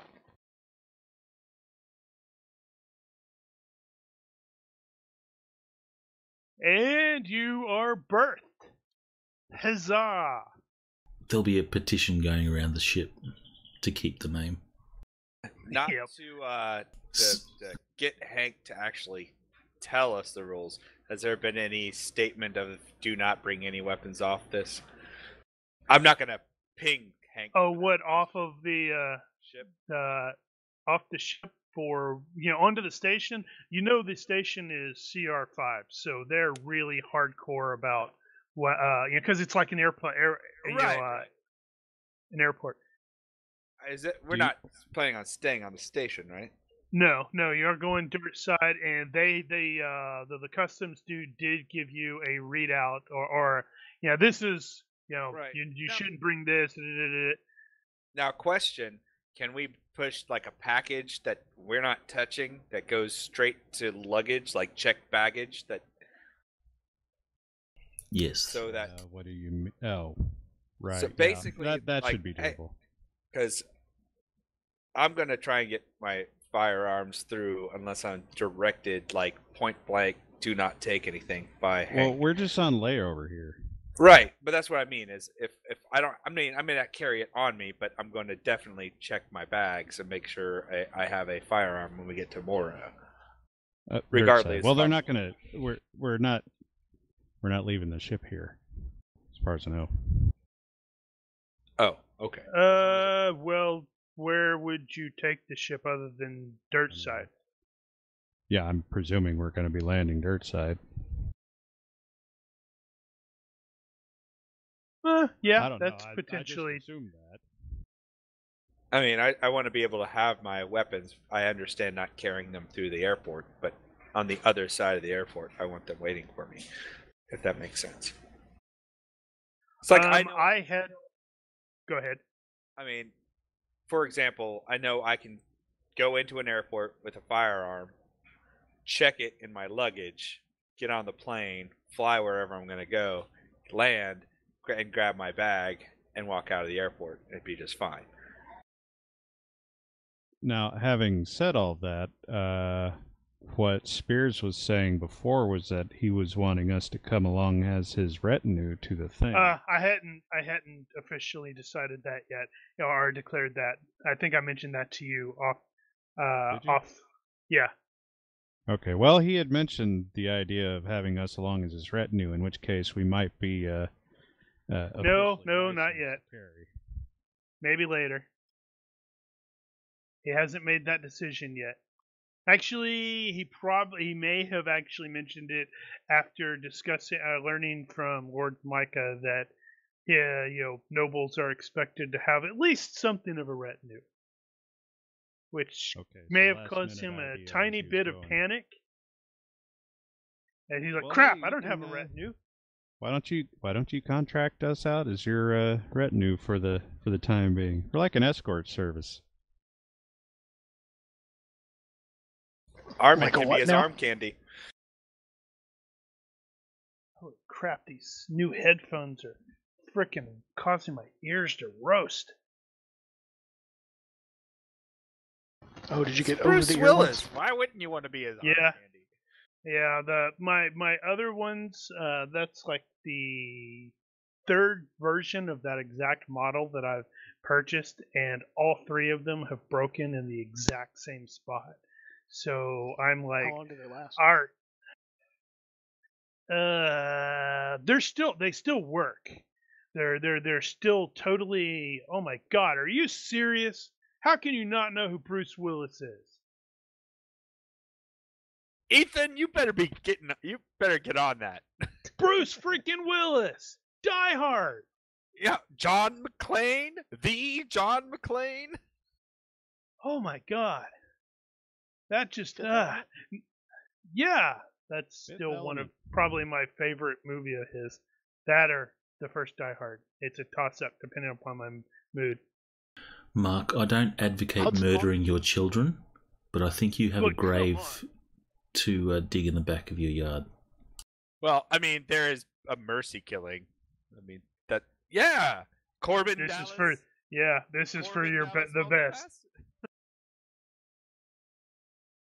No, Carrie, they will still work perfectly fine. It's just where they broke means I can't wear them properly because it's like So I decided to get a different model, and these things are smaller, and it's just, oh my God, it's causing my ears to melt.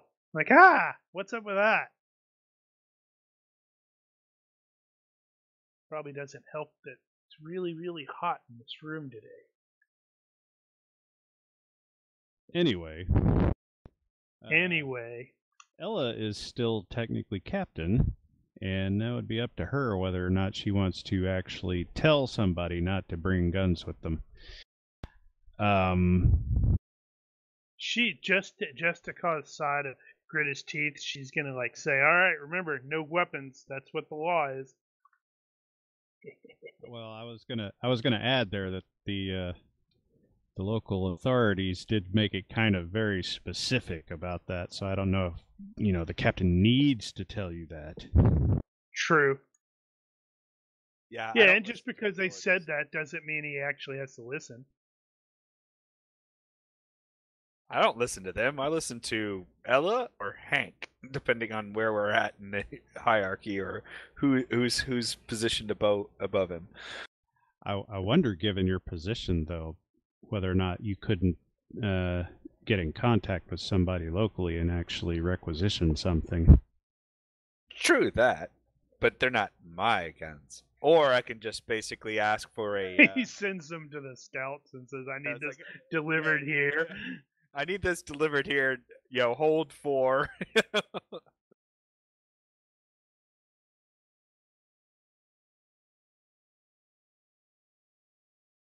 But yeah, if we do end up contracting with Spears for the retinue thing, then probably will try to get us permitted to carry, just if for no other reason than to play the part.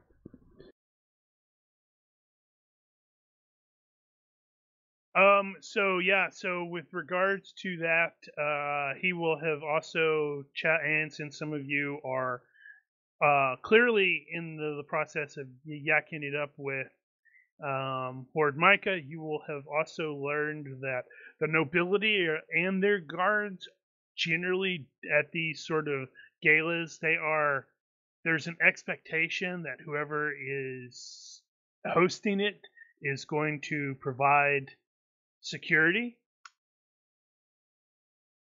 So they generally don't necessarily bring weapons. That officially they're not carrying weapons. Their guards aren't necessarily carrying weapons. Unofficially, well, I'm thinking more of not at the gala itself, but around. Well, at least more than half of the active PC. Well, is it more than half? 1, 2, 3. Nope, exactly half of the active PCs are probably going to be going off for a trial too. Yeah, well, not at the same time, I presume. Maybe. Although,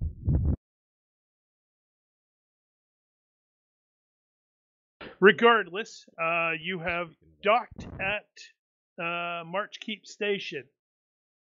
Lee will walk Armin through the whole this is what we do when we're shutting down on a station like this. Since, she is sort of doing the teaching thing. Hey, it's a good teaching moment.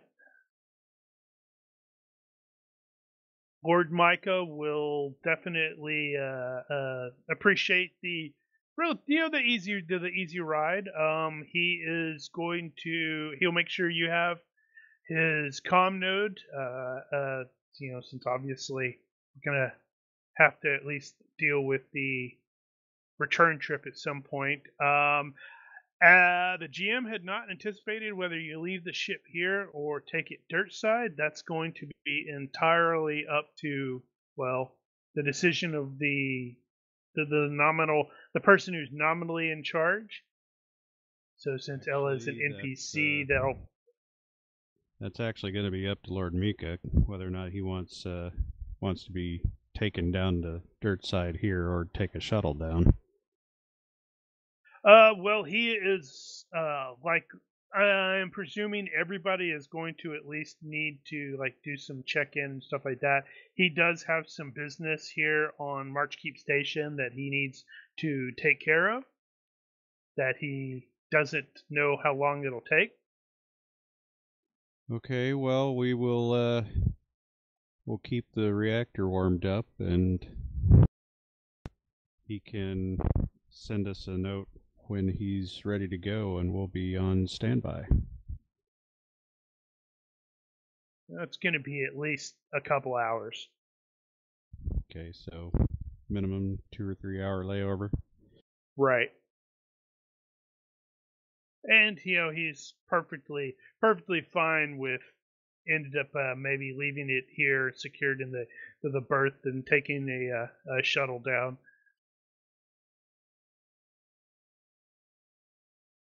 All right, well, we can make that decision whenever he gets back from his business.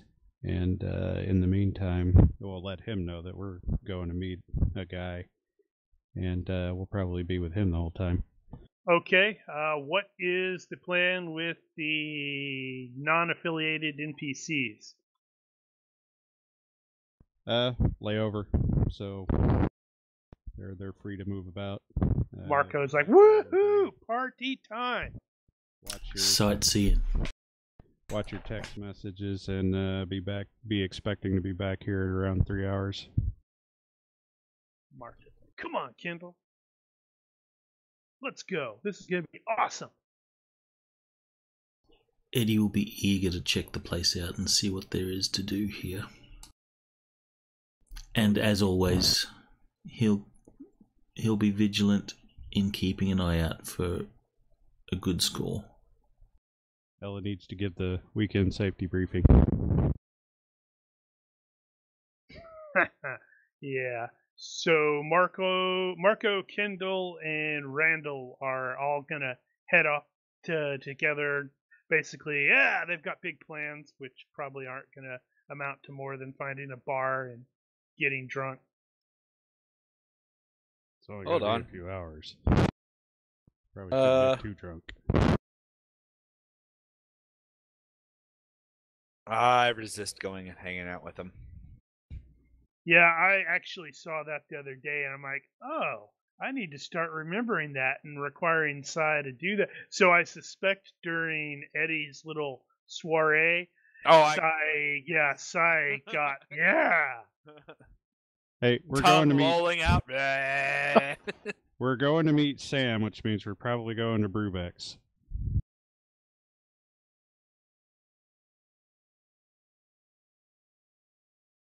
Eddie can't help but find a casino.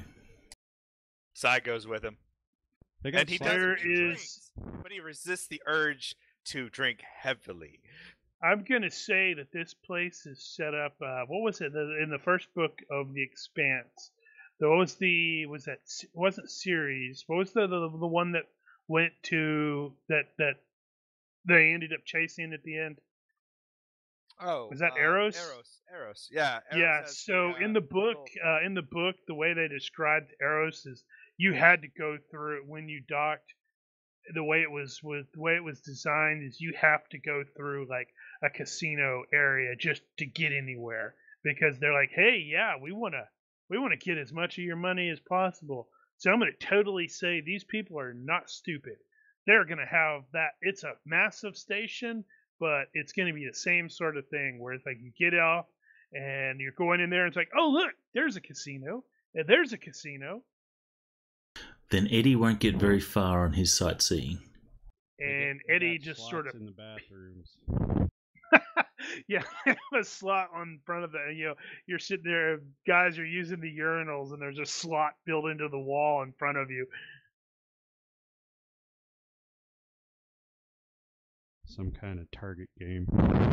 So actually I think what if Eddie peels off, Ella's how about Ella glance at Sai and then glance at Eddie with a we'll keep an eye on him sort of thing. Don't worry, Captain. We'll stay out of trouble. And Sai barely keeps it together by not over drinking. Great. Our chief of security is a lush. Abe is going to break off immediately. He's got to go check into security, and then he will return back to the, go over to he's got where Sam is. He's got that birthing IDs, so. As Eddie and Sai leave, Eddie will turn to Sai and say, "You got some money, right?"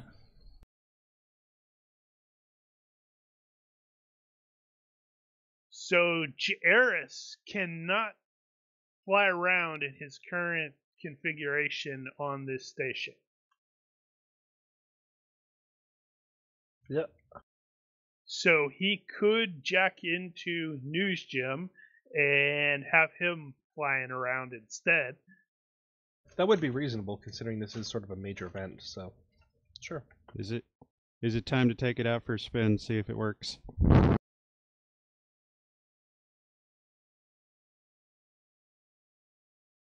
What about Armin? What is Armin doing on this really big station?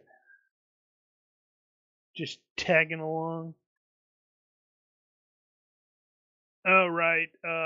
Yeah, you probably will have been at least, I don't know what a month's worth of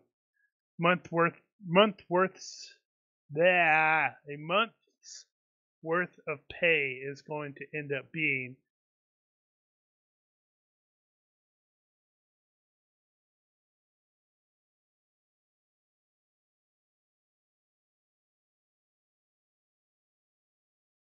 Probably need to have that on the what is that on the sheet where we actually have everybody's what a month's worth of pay ends up being. I thought we did. We got shares. It, but I don't think I we've wrote got it the down. shares, but we don't have regular pay on there. Yeah, that's something I should probably maybe add, at least for later or something like that. But in this case, Lord Micah will, before he departs, he will make sure that everybody is given the full month's worth of pay. Yeah, oh, that should be, would that be salary? Maybe Well, just change that to month. Do what? Maybe I was just thinking maybe change the label to months or something like, or a month or something like that. But yeah. On what? However month, so somebody can maybe calculate it. I don't want to do it. Yeah, ignore that.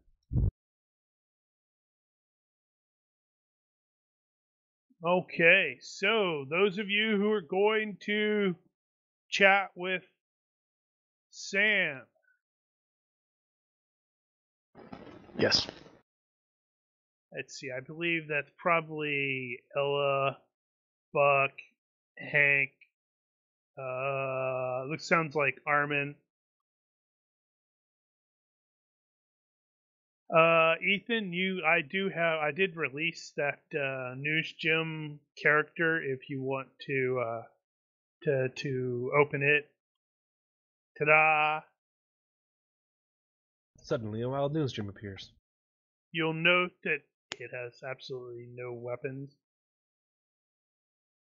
So But a crazy updated sensor package. yeah, it's got a pretty decent sensor package. Suppose you could put a little stiletto on the end of it, and you could run into things.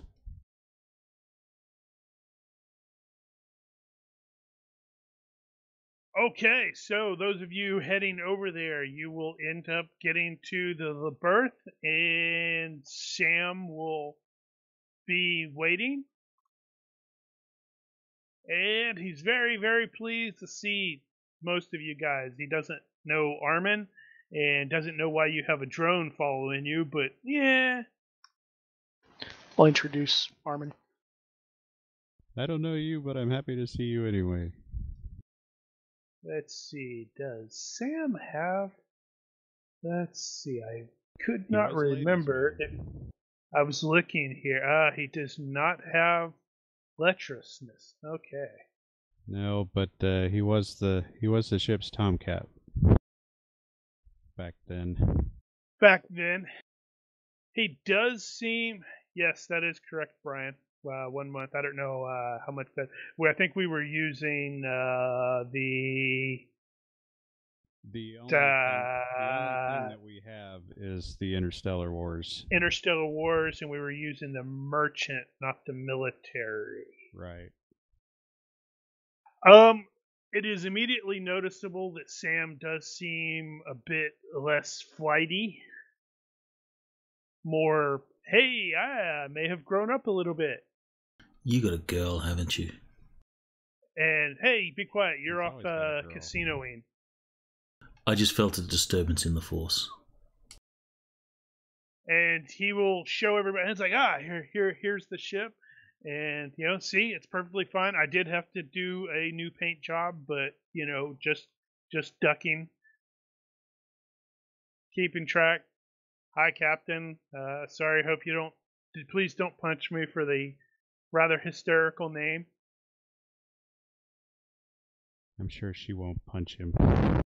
She might kick him under the table, though. And he is also going to introduce what his crew, who have really, he's like, this is my crew. Monsanto Neogene, they were doing some really nasty crap, and I kind of liberated these people.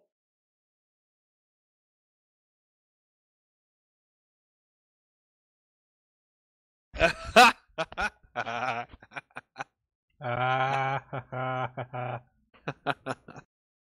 see what you did there.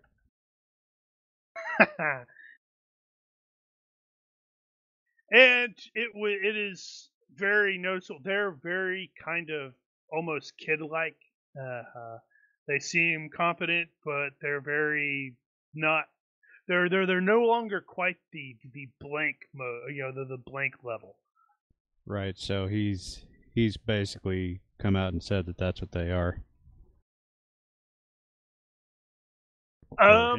He is going to more hint at that because he doesn't know how much information you have.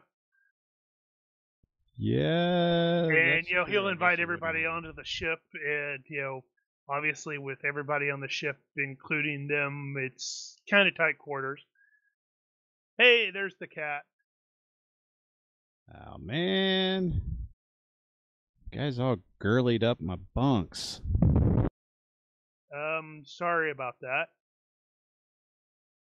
I'm more interested, what the hell did you guys do to Corfu?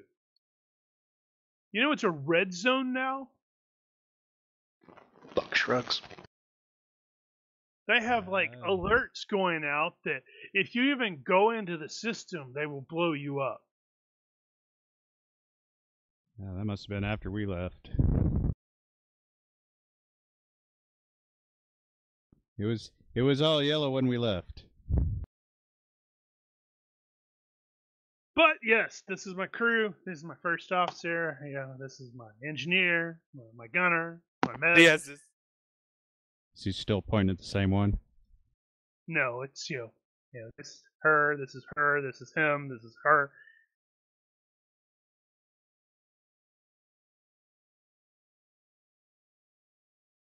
I'll try not to look puzzled that all of their names are from the phonetic alphabet. Yeah, about that. No, I try not to look puzzled. Don't want to be rude.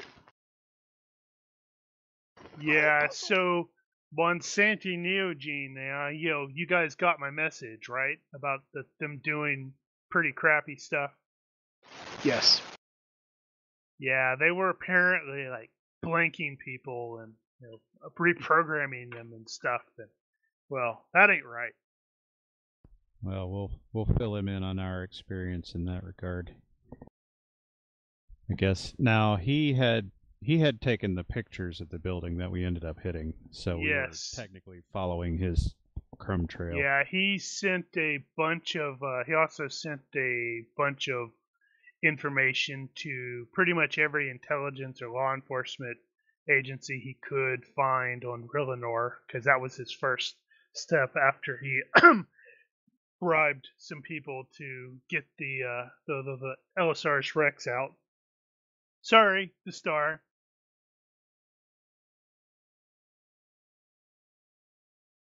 But yeah, he basically discovered these four in one of those facilities, and he managed to get them out, but they were mostly blank.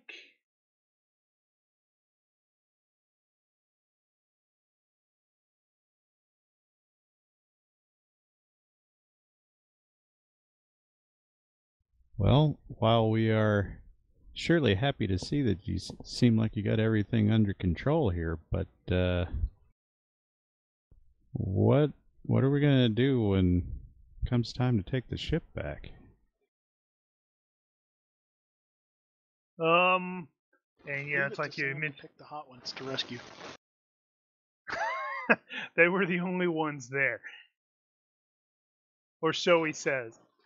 I didn't say that out loud. I'm just going to suspect him of it. Is he having a problem with his inner monologue?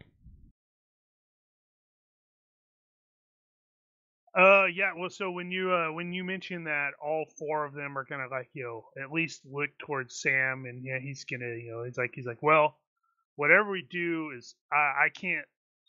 These are my crew now, because I can't just ditch them. I feel like I sort of gotta look after them. They're like kids, man. Well, I'm sure we could come up with something. We're apparently going to be in a bit of a state of flux anyway. Now, did Ella actually make a decision yet? Make a decision. Oh, yeah, she has pretty much let you know that she is in the process of that. Oh, yeah, because she told us she's taking the job. Right. So in which case, she may actually go, yeah, I need to, and so she may actually go ahead right here and at least confirm. Okay. So we'll have that discussion about ending up needing a new captain anyway, and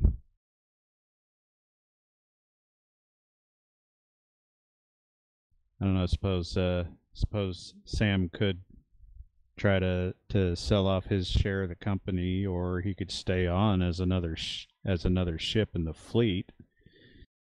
Wait, we have another ship? Well, I'm just assuming at this point that the star is taken, and we may be actually hiring out to the to Lord Angeliac. Oh, hey, which one? I hope it's not the asshole. Not the asshole. Well, that's all right. Yeah, that could work. I have absolutely no idea out of character. I have no idea how we would end up dealing with the paperwork.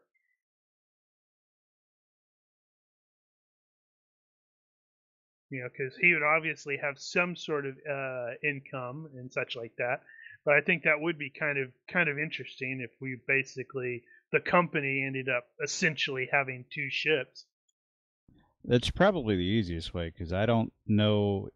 I mean, Sam could have been making some money in the background, but I don't know if he made enough money to buy off the ship. Oh, no, not yet.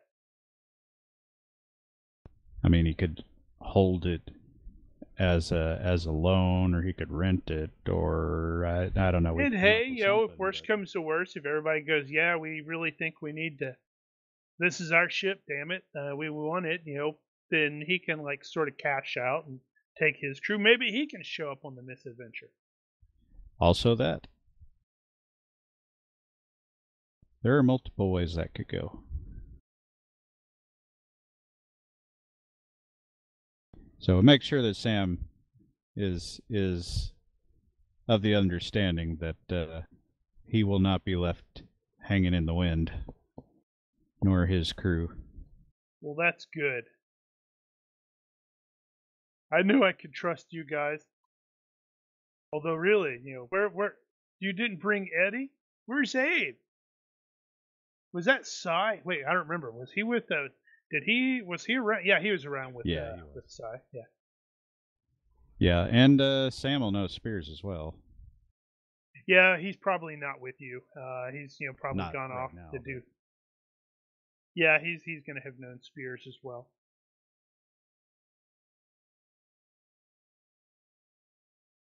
I assume Sam is no longer on TACnet.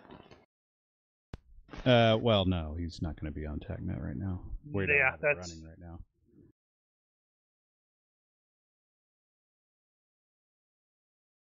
Actually, yeah, he's definitely going to be doing you guys look great. Side note about TACnet, I'm kind of thinking about setting up a server for that on the ship, so I don't have to run it off my my portable. Huh. Okay. I would not have really given much thought to that. It never occurred to me before either until recently. I said, oh my god, why didn't I think of that the first time?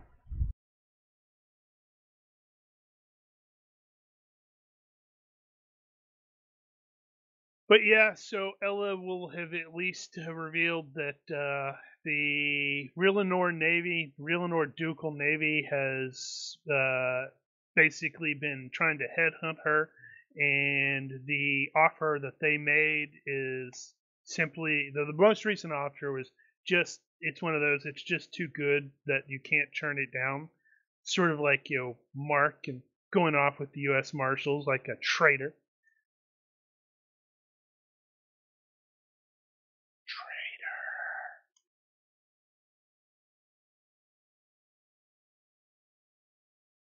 I don't know how to respond. Yeah. Like, yep. Oh, I didn't Pretty think much. about that. Ella would be in the same situation of being a full partner, but no longer being on the ship. Yeah, which is why I was. I think we were talking about maybe having Spears basically buy her out. Oh, okay, cool. That'd be really good for us. Yeah. Plus, it's the whole hey, you have a Knigget that is sort of involved, so that would at least open up some doors that may have normally been closed. And Ella gets a big chunk of cash. Yep. Which she goes, okay, let me just put this in a bank, I guess. And we get a silent partner who is influential in the subsector, at least.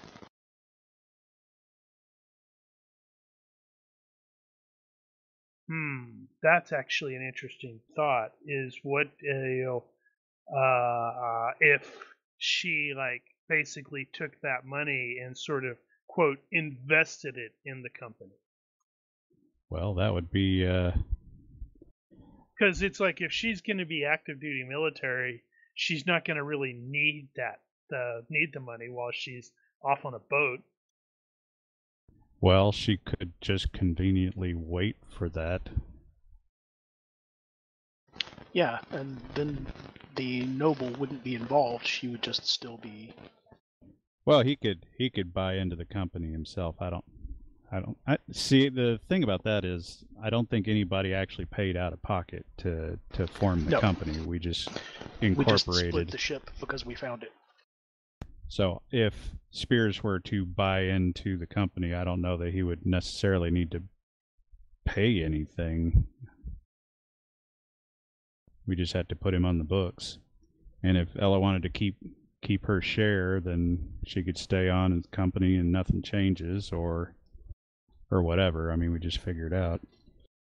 Yeah. Well, we established when Jones left. Was it Jones or Smith? I don't remember which one died, which one stayed. Smith died. I think Smith died, Jones left. We established that Jones, quote, cashed out. Right. Which means we But- paid him for Right. his share. Because he was Yeah, but I don't know how much we he was actually an paid. employee. I don't know either. He was an employee getting paid in shares of the profit. So when he mustered out, Oh, that's he got right. his share at the time. They weren't full partners. We hired them. This is a different situation. Yep. But I suspect that kind of stuff is definitely something we probably want to discuss on the boards to figure out Oh, yeah. exactly how Yeah. I want to play it out. But yeah, so Sam is he's definitely got the metagame. He definitely has the sense of duty towards these kids. And when you are talking and interacting with him, it does sort of come across as he's almost looking out for them in a parental kind of way, because they seem, well, young, even though they're not necessarily any younger than he is. I think that's cool of him. Buck will remember that. So he's definitely grown up a little bit. Still loves those ugly ass shirts though.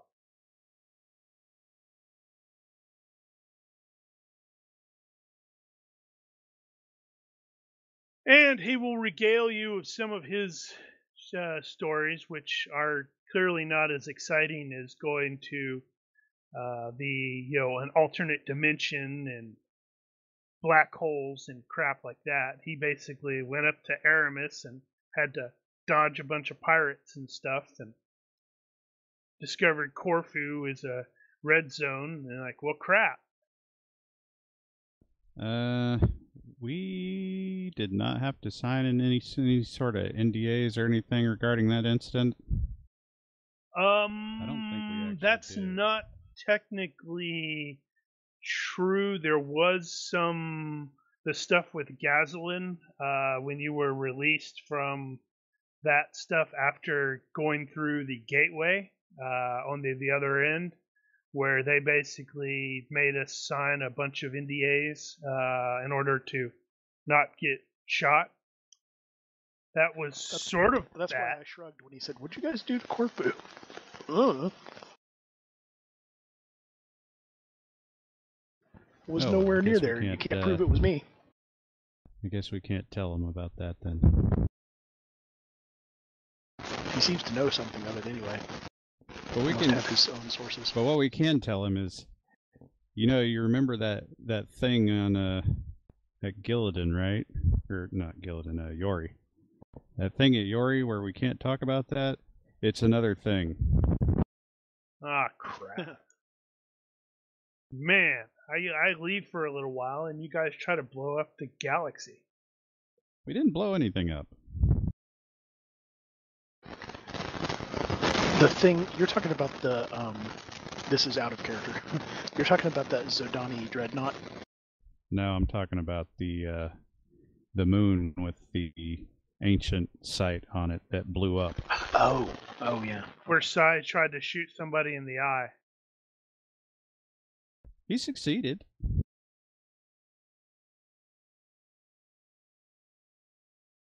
Cool. Well, a little bit later, Abe will eventually wander in. He's clearly checked in and such like that. He has a new, basically it's probably like a watch, which he doesn't go, hey, look at this or anything like that. It's those of you who are well familiar with his stuffs probably presume it's the equivalent of the leg bracelet thing that they do to to track criminals and such like that. Oh, so it's like sealed on, Yeah, but less conspicuous, I hope. correct. Yeah, that ought to be. The perils of having being a registered, right?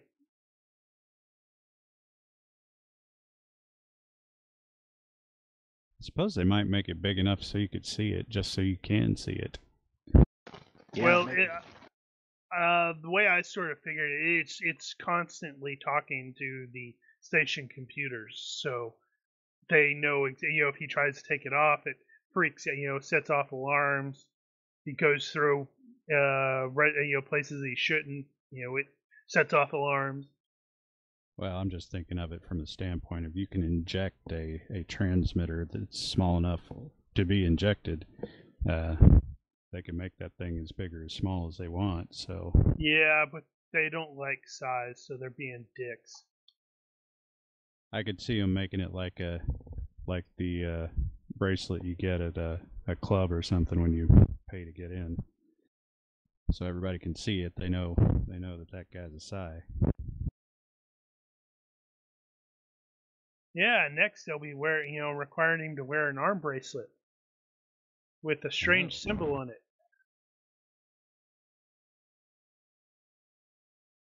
They have special train cars where they get to travel. Too early? Maybe too early? Too soon? Let's see. So Eddie and Cy are going gamble. Eddie just got paid. He's happy. How well are we doing gambling wise? What kind of gambling are we doing? Are we doing slots? Are we doing cards? Are we doing Play against the house. something? Make it simple. Contest of skills versus the house. Yeah, I know. I'm curious. What kind of gambling is he actually doing? He'll be going, bits of everything. He'll play the, blackjack, the roulette. He's not really a slot sort of person. We need he a likes super high tech gambling thing of some sort too. He likes playing games where he can talk to people and,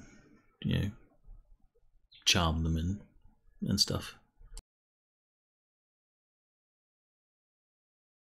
And if he's on a roll, he wants to be, drawing in the ladies.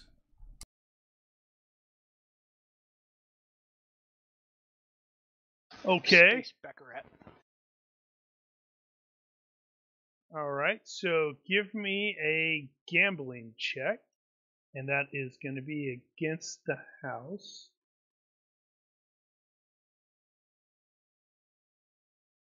Oh. So Okay. Eddie's going to throw down 500 to start with.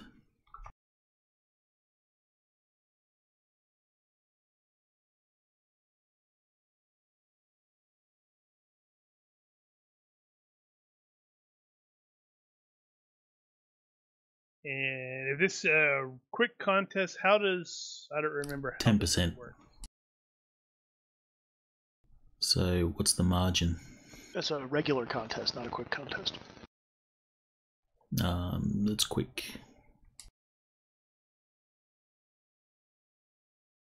So what's the margin of by success? Which I beat you. Yep. 11. 11. That means I Eddie rolled a lost margin 100%.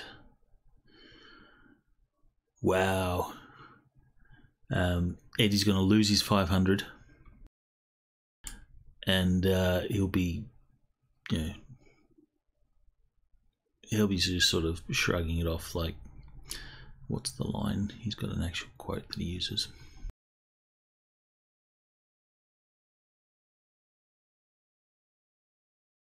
It's like it's not so bad or something like that. Yeah, something like that.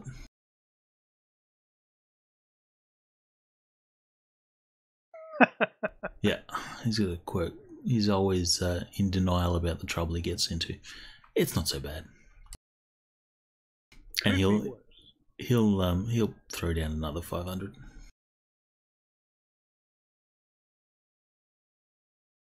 Depending on how long we've got here, or until he's dragged out by someone else. Let's see. I wonder how long each one of those is going to end up being. I mean, how long each one would end up taking. Because it's not, per die roll. It's going to be per game or something. Yeah, it's like per time. Oh, my mistake. The regular contest is when you're rolling against another PC. It's just a secret skill roll with the GM applying secret modifiers to gamble against the house. We think an hour per attempt. That Yeah, sounds makes fair. fine. Yeah. So let's see. So in this case, he did not lose as bad, but he did lose by 4. So 40%. That's what, 200. So he's definitely like, man, these guys are kicking your butt. How is Sai participating? Is he just tagging along, drinking? Accuse him of cheating and flip the table. So what's the default gambling roll? Woohoo! I don't know. It is an IQ average, so I imagine it's IQ -5.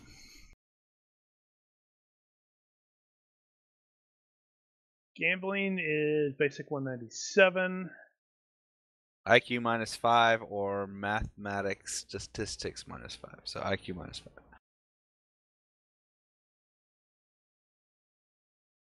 I'm gonna just place. I just play very, very casual. Probably betting no more than a couple hundred over the evening. I'm mostly in it for the food and drinks. Okay, so the question there is this. So this is not in Eddie's game. You're just in the same casino, basically doing the same thing. Okay. Every so often, I just make sure Eddie's hasn't wandered off or gotten beat up. Found himself in an underground card game. Yeah, you're gonna have lost 100% of your money there, Sai, or 100% of your bet. So $200 down the drain. But I got free drinks. The house is feeling fine. They're like, yeah. Eddie will be sex appealing though, so he'll be throwing money around to the ladies. Here, go get yourself a drink, and he'll be schmoozing. Every now and then he'll go over check on Sai, how Sai's doing. Eddie will say, "Oh, I've had some ups and downs, running about, evens."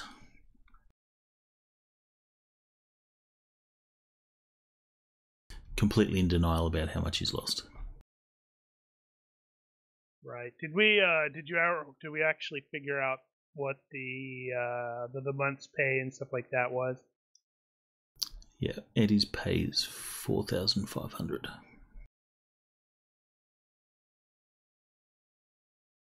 Is that per month? Yep. It's 600 plus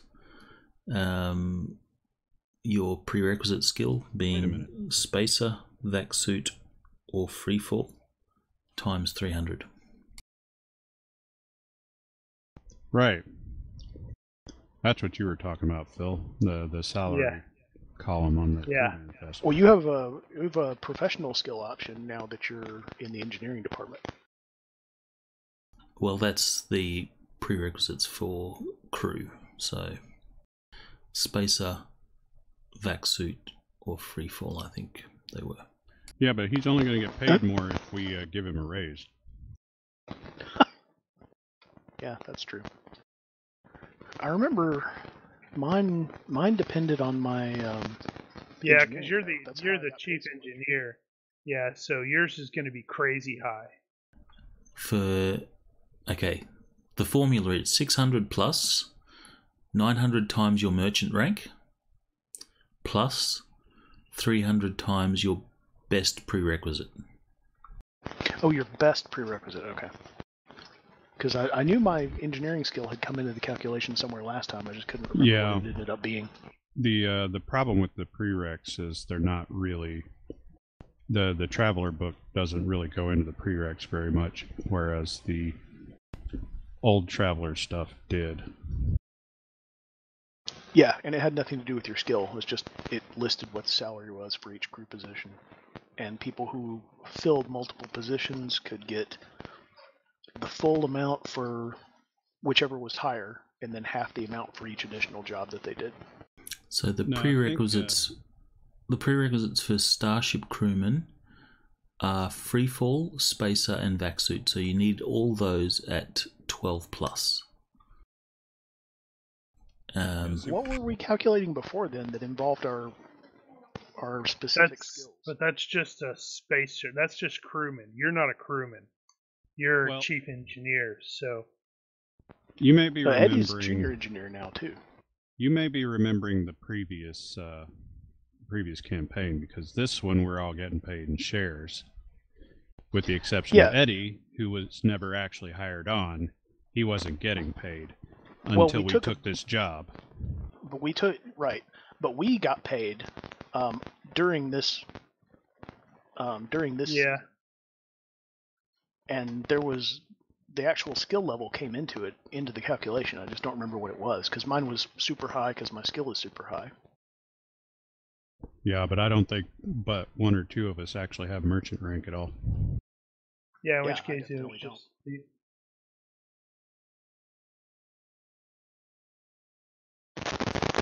So what was the formula that we used before, like a few weeks ago?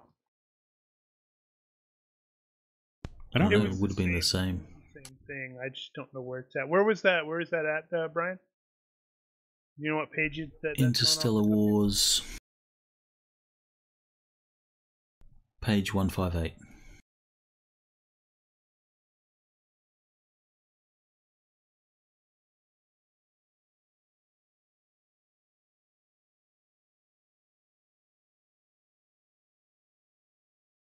Huh.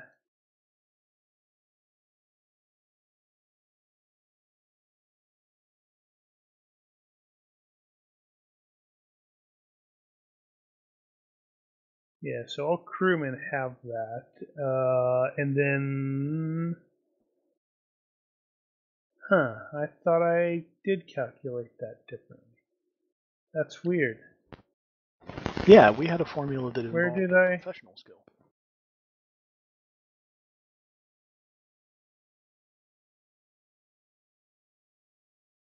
Let me look at something. Hold on. Because I remember mine was like 56,000 or something for the 6 months or so that we got paid for in a lump.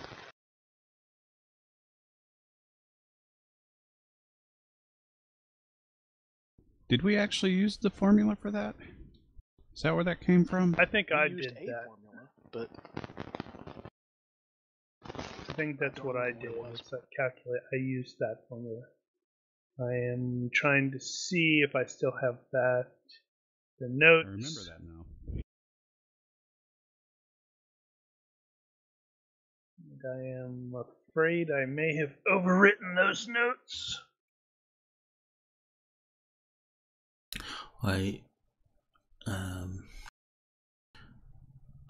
guess with GM approval you could change your prerequisite skills to one of your role skills. Because that's what I think I did, was based off of the position. so you did the same formula but included the professional skills in addition to the basic. Correct. Roger. Well, it does say here, good prerequisites will usually come from the list of primary and secondary skills in the most pertinent template for the job. If a character changes jobs, a new set of prerequisite skills should be defined. These additional prerequisite skills must also be held at 12 plus.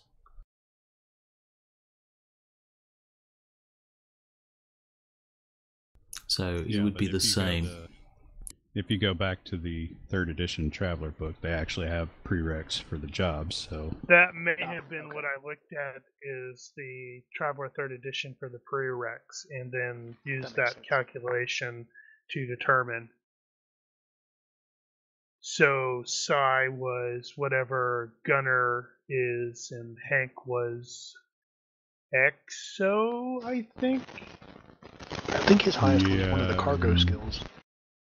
no. Handling? Yeah, I don't recall off the top of my head. Hank was a bridge officer at that point on the Pilgrim, so. Oh yeah.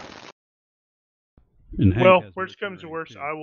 I will look at that, and I'm making a note of that, and I will put that up on the boards as well.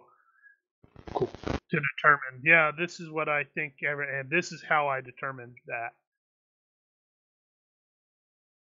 Never mind, I thought I had raised it to merchant rank 2. Apparently it's only 1.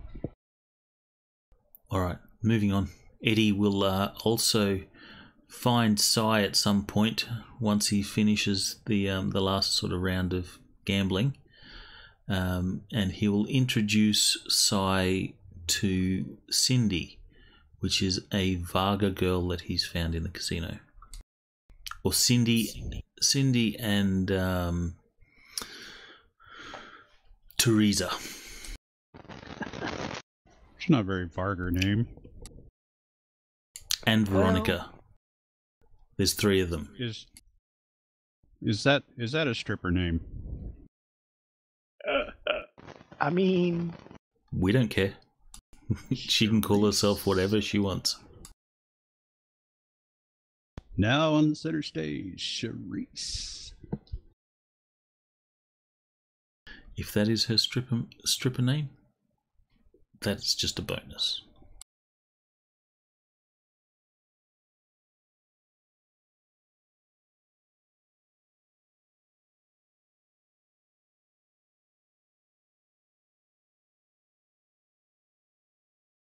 I'm looking for something really quickly. Just a second. Ah, that was wasted because Mark is AFK. The nerve of him. Typical. oh, that explains it. It will let me Surprised find you a. didn't respond. It will let me find a Varga, a female Varga name.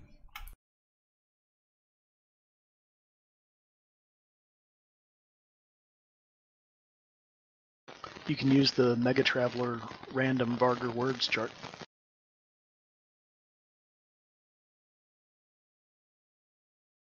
Well, I found a name, but that's a male. That's not going to work.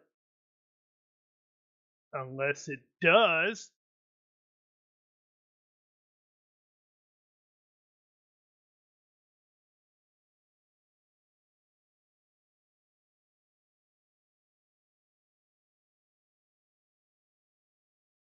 Ah, I found one. Dach.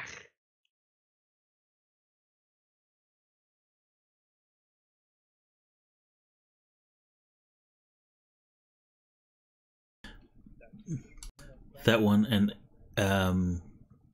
You've already used Eddie refers to her as Allie. I don't know, have we? It's a common name. that one. Yeah, we've used that one. Maybe it's a common name. Maybe it's her. Yeah. Where have we used it? Is that on the... Hold on. That was Yori. She was one of the rescues from that crazy captain. Yes, that is true. That is right here. I think she Good was the memory. engineer. Yes, female chief engineer, survivor of the CV Lancelot. Wow. That is good memory. Seriously. Man, I forget names as soon as I shake hands with people. Me too.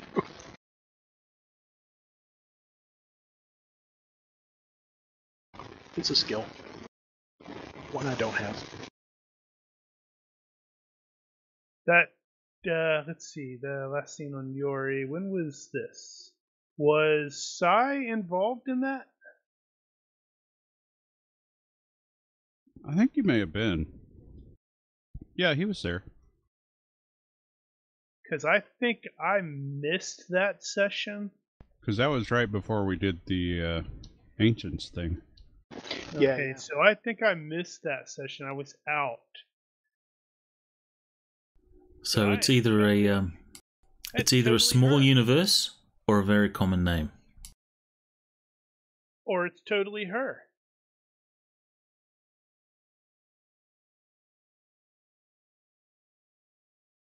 He'll know immediately by smell. So Eddie would not have met her before anyway, regardless. So No, it's up to the GM whether it's her or not.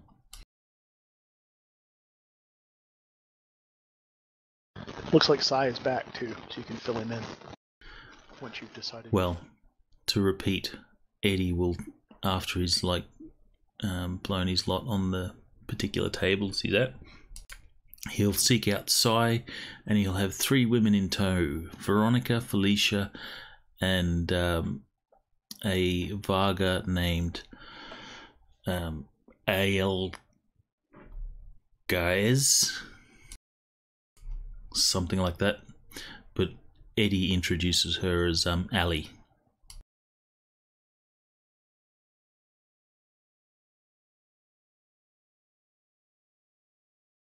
So Sai, meet Veronica, Felicia, and Ali.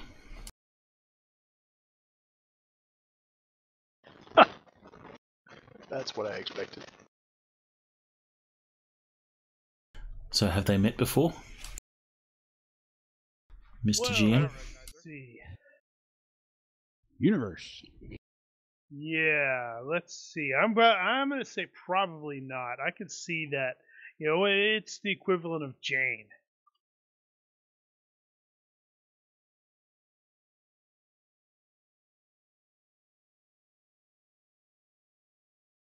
All right. So Eddie will make the introductions anyway. And Eddie, being a good wingman, is going to talk up Sai. That's all well and good, but, she's still a working girl.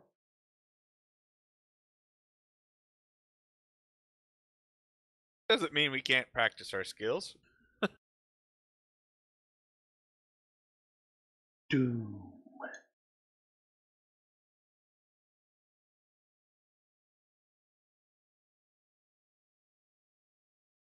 Eddie is so being Barney from How I Met Your Mother at the moment.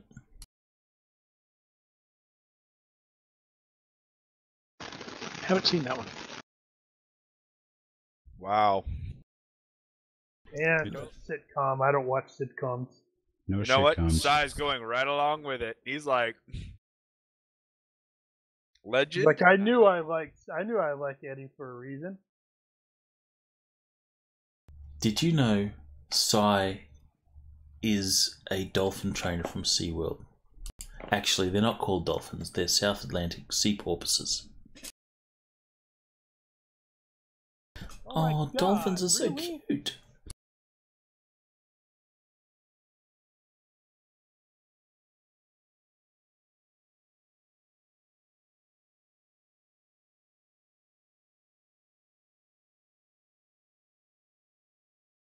Yes, indeed. So, for an appropriate price, apparently you could have a very good evening. Well, Eddie's not going to pay for it if he can avoid it, but if he must. It's a space station casino. Surely there's some gold diggers there. You gotta pay for the mint on your pillow.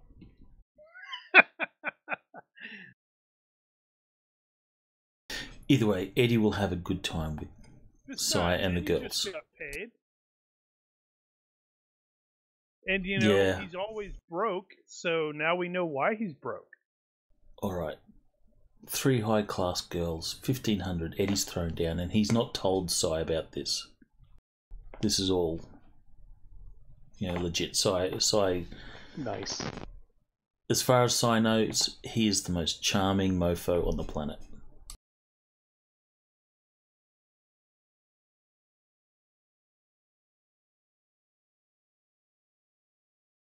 It's a shame you're going to get a page here in about 5 minutes. We can sneak him on board. Well, you can stick them wherever you want. That's what she said. You just got to leave them here.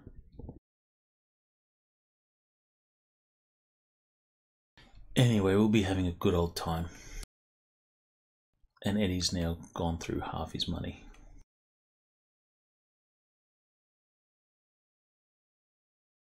In true seafarer fashion.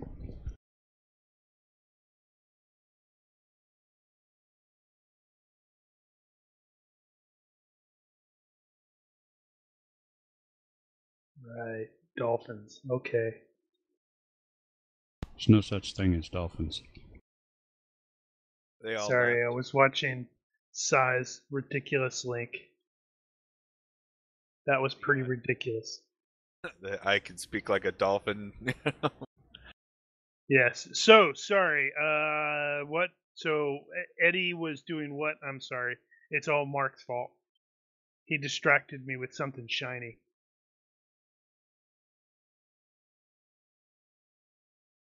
Neil Patrick Harris.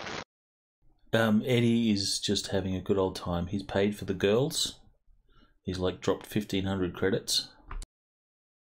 And he hasn't told Sai that Gotcha. they're called girls. So Sai thinks, as far as Sai knows, he's the most charming mofo on the planet, and we're having a good old time. Apparently, he had a very good time.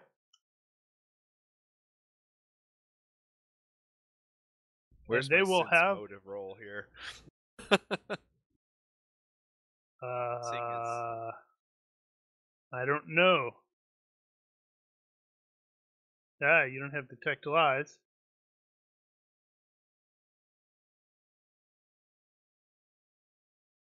Oh, yeah, good call. That doesn't mean you're not into it. Exactly. I just know it. I'm just not paying for it. So they're not spies? Well, this is classic spy Yeah, technique. you can to- totally detect a honeypot. Exactly. Yeah, well.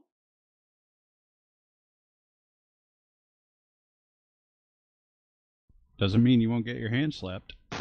Yeah, doesn't mean that you won't. It doesn't mean you're going to blow your cover saying that you know it. It doesn't matter whether Sai knows or not. Eddie hasn't mentioned it, and he doesn't care. So I'm not going to mention it because he's not paying for it.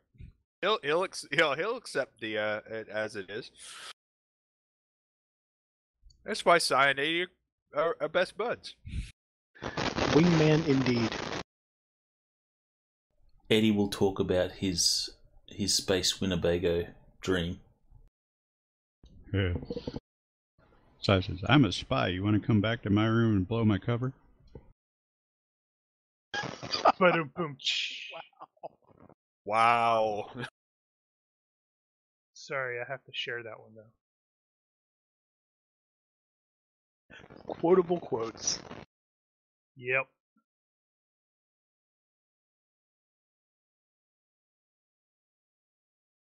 So unless there was an order to not be intoxicated, Eddie's probably a little bit intoxicated. Tipsy sort of thing. He's not drunk, but... Fortunately, he's not the pilot.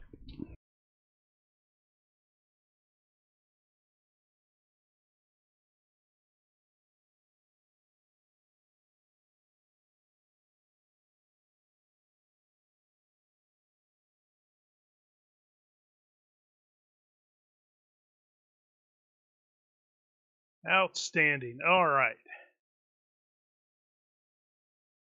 So, regarding those of you that are actually supposed to do the trial thing, which is going to end up being, I believe, Hank, Sai, Buck, Ella, Abe, stuff like that. You will receive a message since you are in system and in the data network that will be requesting you check in tomorrow, dirt side on at the courthouse equivalent. Ooh, I'm tempted to call it the Hall of Justice. In Space Sam, Courthouse. I guess.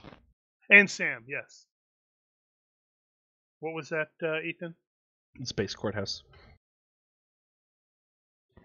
We should probably contact our council and plan to meet with them beforehand. Well, yeah, that's going to be that's it's basically the prosecution. Since you guys are on the side of the prosecution, they're wanting to at least discuss with you, make sure talk to you, make sure you're not complete flatulating butt cheeks and other scum,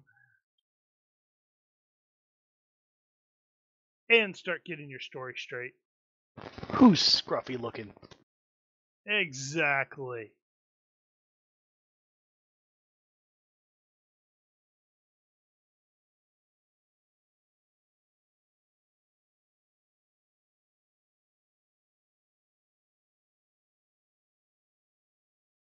Buck will send an acknowledgement. You know, just for quote references, the GM's use of the term flatulating butthead really is kind of heartwarming to me because it does in fact come from Bobcat Goldthwait in the movie Scrooge. Yeah, well, That is his origination. So, cheers to our GM for obscure quote knowledge. It's news to me. Oh, that came from SQ. No. It did for us. well, it's entirely possible that's where it came from, and he just stole it from there. Which I am now learning. I always figured that was all him. Sounded like the kind of thing he would say.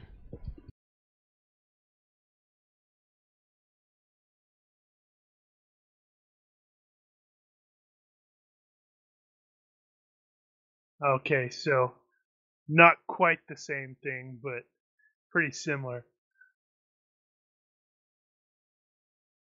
Heh. Good times.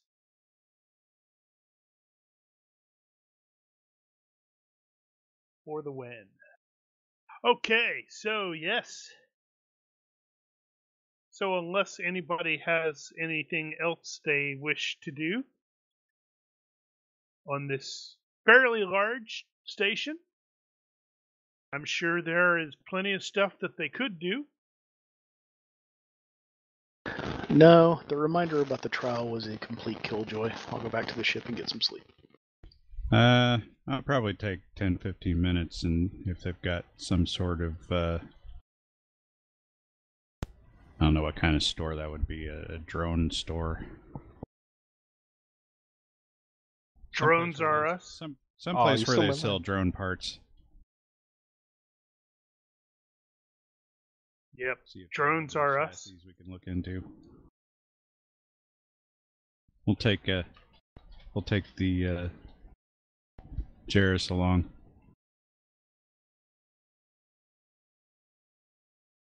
I want Okay. that one, and that one, and that one, and that one.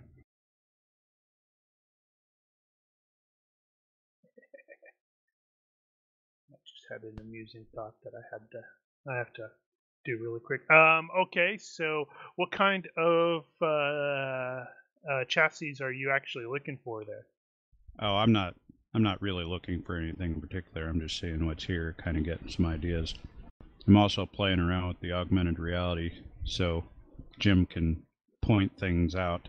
I mean, Jim, you're totally seeing Eris standing there, right? Jim, Eris, Jairus.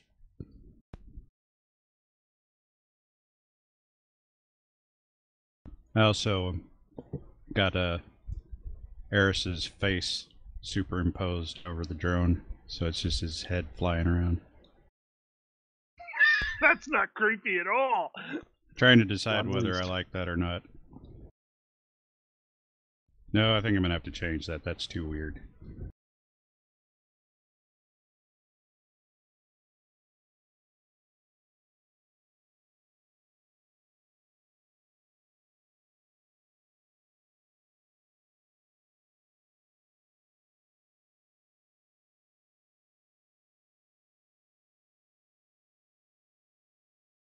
Okay, yeah, I actually have no idea what kind of drones they'd have. They have plenty of different kinds of drones.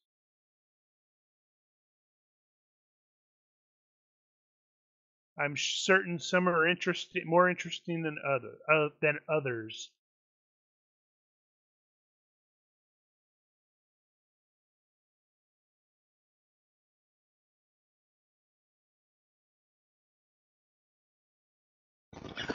Quick fun. That's actually a good idea. Nice.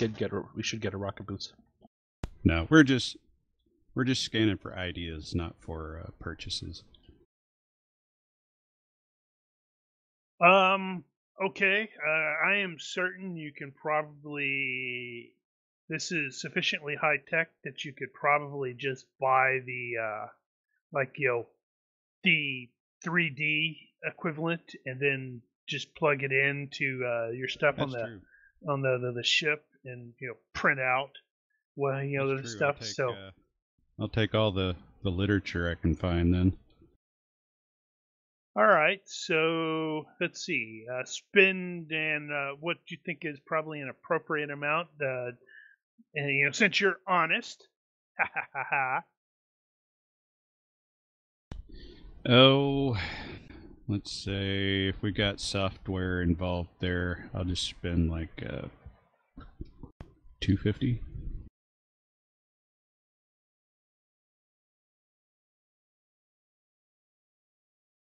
Okay. And obviously, not all of them will be super useful. Some of them are more useful than others. You're like, oh, okay. But it gives you something to start playing around with for future builds and modules and.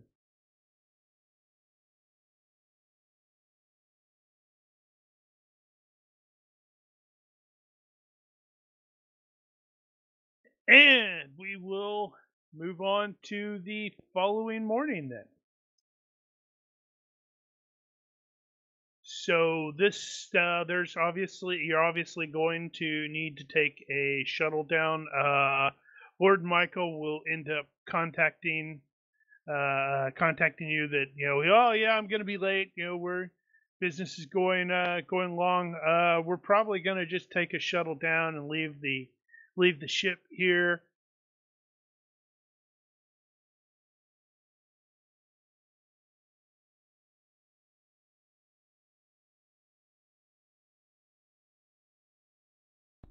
Are our schedules going to conflict?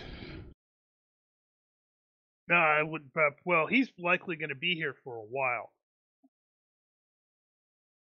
because the holiday thing is probably it's still like not quite a week, but still some days away.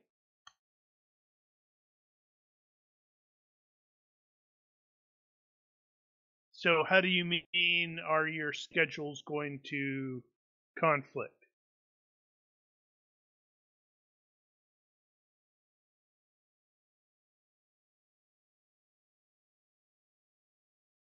Like having the gala and the trial at the same time. That was brought up as a possibility. Yeah, it is going to be a little. They're okay. So these kind of trials, and when they are involving nobility, they actually normally have to have noble magistrates. So they will be scheduling stuff around to where it's like, okay, yeah, you can have all of this stuff taking place up to this point where this guy has to leave for a while. So there may be a recess or something like that. Yeah, so those guys will be at both and will be at both.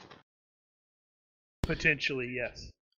All right, so if Lord Mika is going down, he's got his own thing. We don't necessarily need to follow him at this point. We just have to be there for our thing. Yep, and he's got his own bodyguards for that. Okay. So we have Corbin's basically- off doing Corbin stuff. So we have a check-in tomorrow for the trial. That is correct, yes.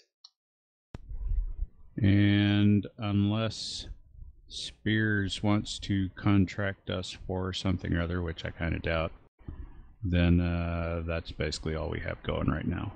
Yeah, not at the moment. He's probably off doing his own little business stuffs, catching up with some old associates, that happen to be here.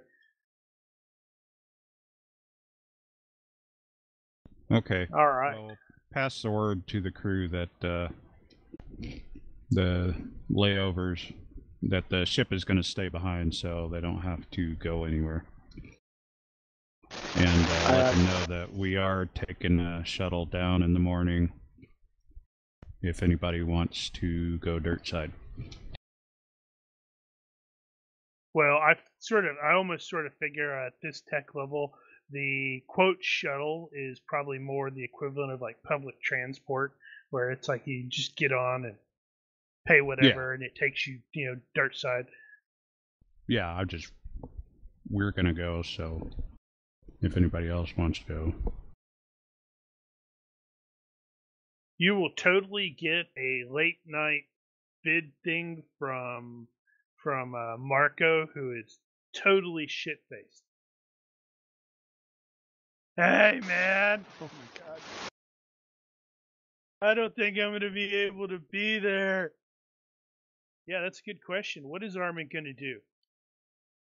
What does Armin want to do? This is a really high tech world. This place really makes her want to kick someone in the face. Well, actually, she's just scared Buck awake when Buck gets the call from Marco.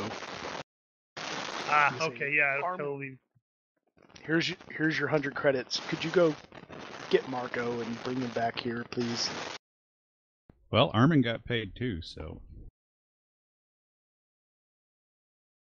This is true. She can do stuffs. She's got plenty of money.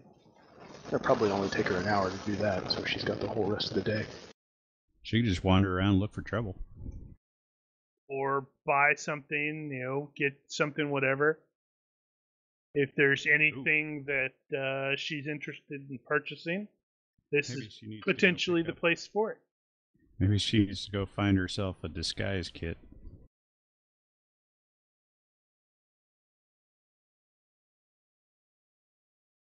And not tell anybody why.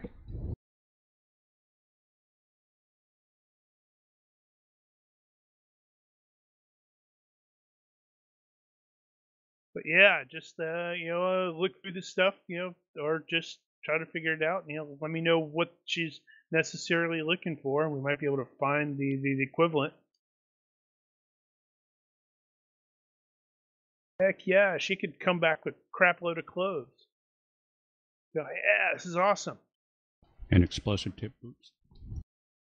Where are you gonna find explosive tip boots? That's a little much, maybe. I don't know. I have small arms. I'm sure I could probably work something together. Y'all are some weird people. Murder Basic- hobos, man. So she basically, what we do is we put a hemp round at that triggers when her boat hits the front of somebody's forehead.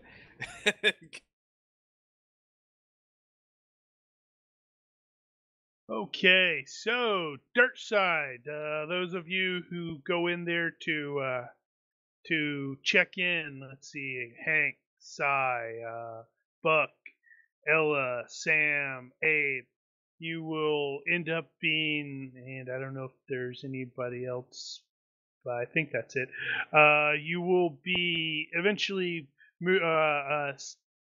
escorted into the prosecutor's office, and this is totally Carrie's fault. Nice. Oh, right. I approve. Yep, I thought you. I was like, yeah, I saw that. I'm like, oh yeah. And this he will definitely greet you politely. Oh crap, his last name can't be Mason though, because Adric's last name is Mason. Wouldn't that be ironic? That might be ironic. Maybe just named completely or spelled completely different. And he will go over the rudiments. Make sure everything. That you guys are all aware of what's going on. He will inform you that there has been something of a change in venue that he was not quite expecting. It would appear that Mason, Adric Mason, the suspect. Oh yeah, I could totally actually put up the bad guys thing or picture. He is ostensibly, this is the dude that, if you guys remember him, we found out he was the very bad fellow, the serial killer guy. He has claimed to ostensibly be an adherent of a Salian religion known as Marzon, and has requested and been granted a trial under the auspices of the voice of Marzon, which is kind of it's more of almost a religious trial instead of the normal noble thing. This is pretty much a rarity because the would-be priest types, what they refer to as Kelton Zons, they almost always judge against the accused criminal. Oh, so interesting. the prosecutor suspects that this was probably just a delaying tactics by Mason's defense lawyer that may have backfired because, well, there's a sizable population of Salian types here on Mora. So, ta-da!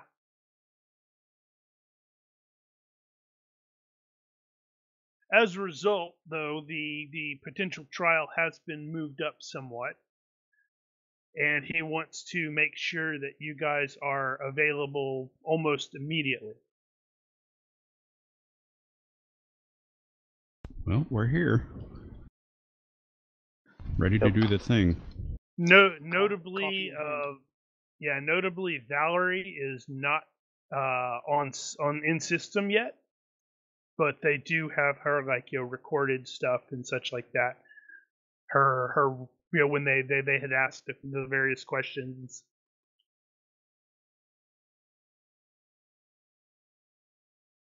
So rather than this trial taking place at the here at the courthouse, it's going to be taking place at one of these, a sort of temple thing that the Marzon.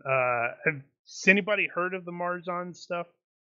Because that is from Traveller Humanity. I'm not familiar. Yeah, GURPS Traveller Humanity, I think it is. Humanity.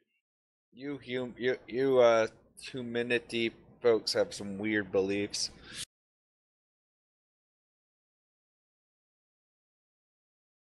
Yeah, well, your legs are bent funny. All the better to outrace you. So it's it's a monotheistic religion which has been established really long time ago.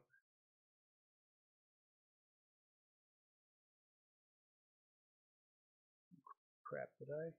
Oh, I was afraid I just closed something that I shouldn't have. So he will, prosecutor will actually, look over what you're dressed as and such like that, and then inquire, do you have some slightly better clothes, maybe? We actually do. We'll have to have them sent down from the ship, though. Well, we have that's formal good. wear. We don't necessarily want formal wear here. Oh, yeah. Good point. But we can Tell them what we have. We can manage something, I'm sure.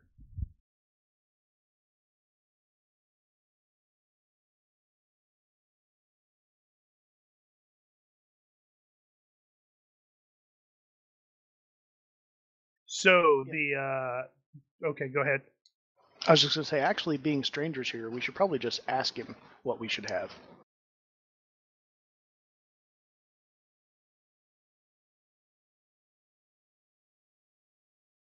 Right. So I wonder. I don't know enough about trials like this to determine how they. I would presume that in something like this, the prosecution is going to actually put their witnesses in clothes, not rely on whatever the witnesses have themselves. Ah, okay. So we submit. But to I'm getting not fitted sure. to whatever he's wanting us to appear in. That would Yeah, seem sure. reasonable. Because not all the Buck will witnesses are comply. going to be able to manage their own stuff. Yeah. Yeah, it's like if I was called in for a witness right now, I'm like, dude, I don't have a suit. Oh, speaking of witnesses, is Valerie in? No, she is not on the station or in the system yet, because the actual trial was originally just scheduled to happen on 086. Oh, So it's still like 30 days out. What the original trial date was. ew. Okay, I didn't realize we were in here for that long. Okay. Is Mika going to be here that long? And they're nobles.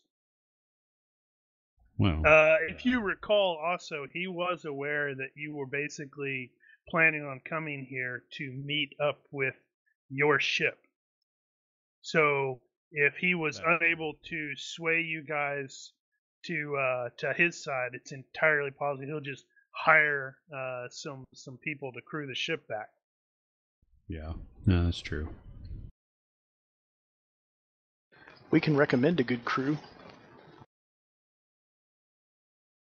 of 5. They're kind of green.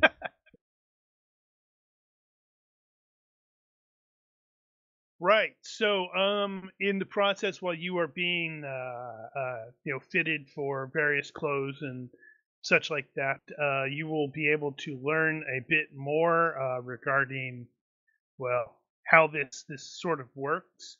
Normally, in this situation, there would be 3 nobles of, probably baron or lower rank who are overseeing the trial, and they would be the ones who ended up making the official call, where it would be you have the opposite, the prosecution and the defense.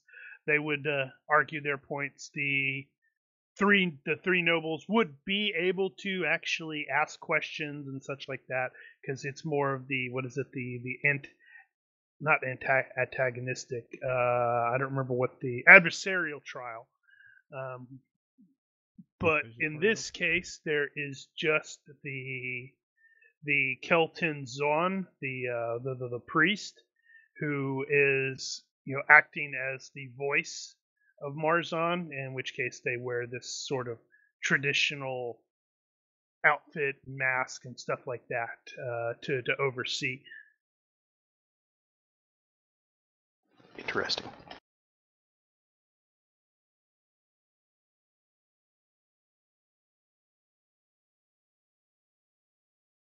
Yeah, I totally already started raiding Krypton. That's pretty cool. Right.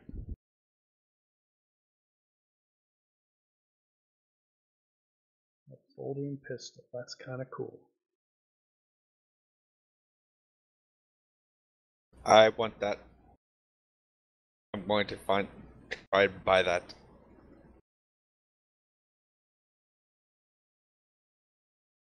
Requisition if necessary. Find a, back water or weapons dealer. Otherwise, Yeah, well, we'll have to look into that. So so it'll take probably most of the day to get everybody squared away. That means like Armin and Jarrus and Eddie are going to have like a full day to potentially get into trouble. God help him. Yeah, although it What sounds could go like wrong? Armin is just, buying and selling stuff. Well, buying stuff.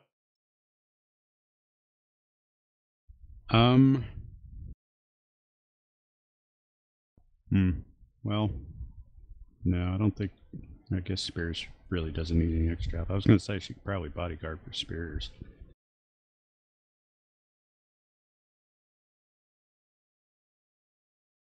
And then we find out about the defensive attorney, Max Candor. Oh gosh. No way. Sorry, Maximilian Candor. Space lawyer. Pew, pew. Yeah, that's just like an in joke for someone. Yeah. Who was that? Who was playing that? Was that That Eskew? was I think that was Eskew. a friend of ours. Played a space lawyer in an alternity game, and he was kind of a piece of crap. And that has become our go-to piece of crap lawyer. Plus Carter Burke, he was piece of crap. Yep.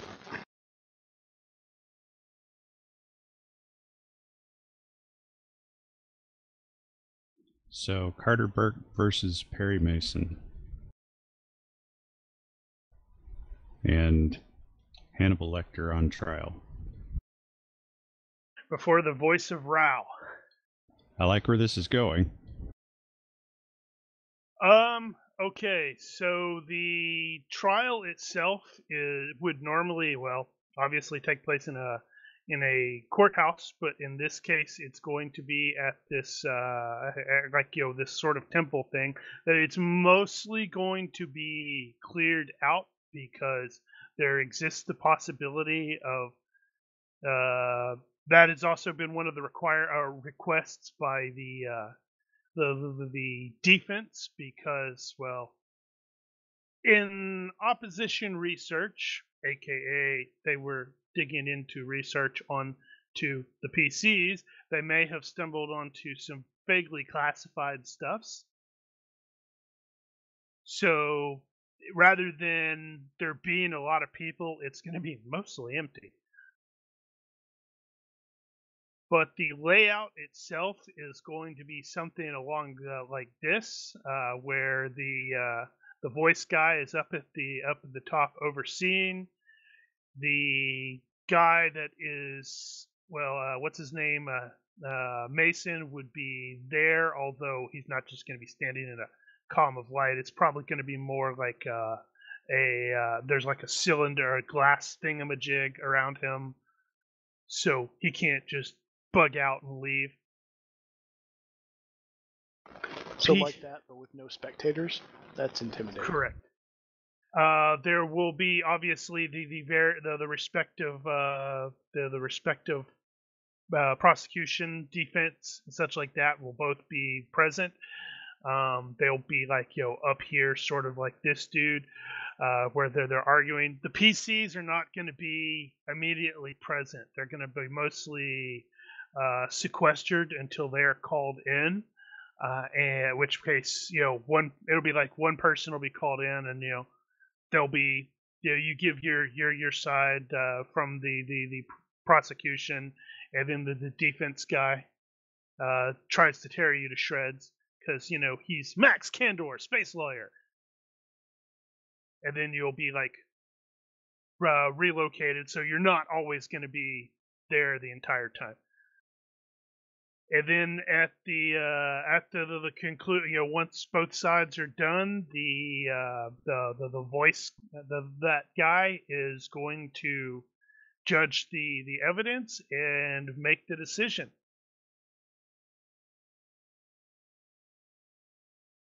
Okay, hold on. We're talking changing hair. Where was the one?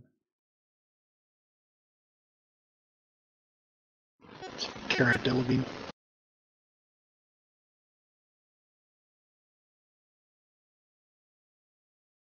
You could totally go with something like that too.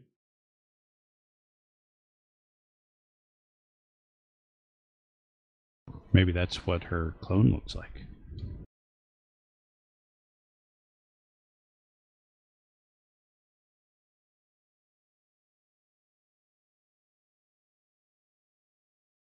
Okay, it's all good. Yeah, I like the first one.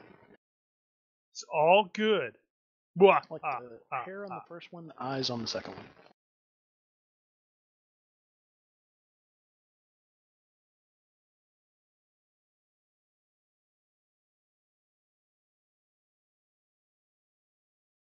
So we'll have to figure out exactly what all Armin is getting, purchasing, stuff like that. What is Eddie doing in the day or on that day that the other PCs have mostly gone off to check in and stuff like that? Well, Eddie would probably start out by attending the trial if there's a public access, but then he will soon get bored as it's a trial, and then he'll find something to do. Okay, so there probably will be at least initially some of the trial will be available to watch. There, you're not going to be able to actually go in and attend it physically because of the location, and the defense has exercised that, hey, we may end up having to stop showing everything if once we get into classified material and such like that. And All it's right, so entirely possible once you find out, oh, it's a religious trial too. Oh. So Eddie will probably start out by watching it, and then he'll just get bored, and he'll probably give Sai a call and say, "Hey, buddy, Sai's what you gonna doing?" be at the trial. Is he? Oh, Yep, then he Eddie's was gonna. involved in. Then Eddie's so going to get in trouble. Do we have All comms right. gear? Could he actually call Psy? You're going to be sequestered. So we're stripped of our comm gear Yeah, temporarily. it's going to be. It's even if you're not stripped, you might not be stripped of it, but you're going to be like in an area where they have like comm baffles or something like that. Oh, jamming. Got it. Fair enough. Eddie will be looking for a sweet deal.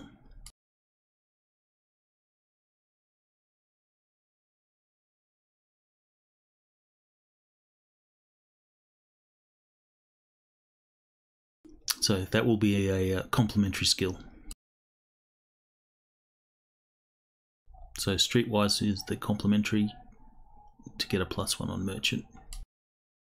Okay, so we'll have to figure out what that is, what kind of quote deal that actually is. Sort of the sort of deal that someone's late on their paperwork, and as a result, freight or whatever's been detained on the dock, and but with a few bribes or whatever, things can get moving, and so not necessarily outward illegal, but certainly side skirting regulation. Okay. Yeah, so I'll have to give that some thought, exactly how to do that. So I'm looking at the time, and we're not quite at the 9 o'clock, but we are close. So I think I'm gonna call that here, and let's then go over. do the actually do the trial the next week, unless we want to go ahead and push on. I vote for pushing on. You've got to go at least as far until the sound effects like "do-do-do" start, or the People's Court sound effects start playing.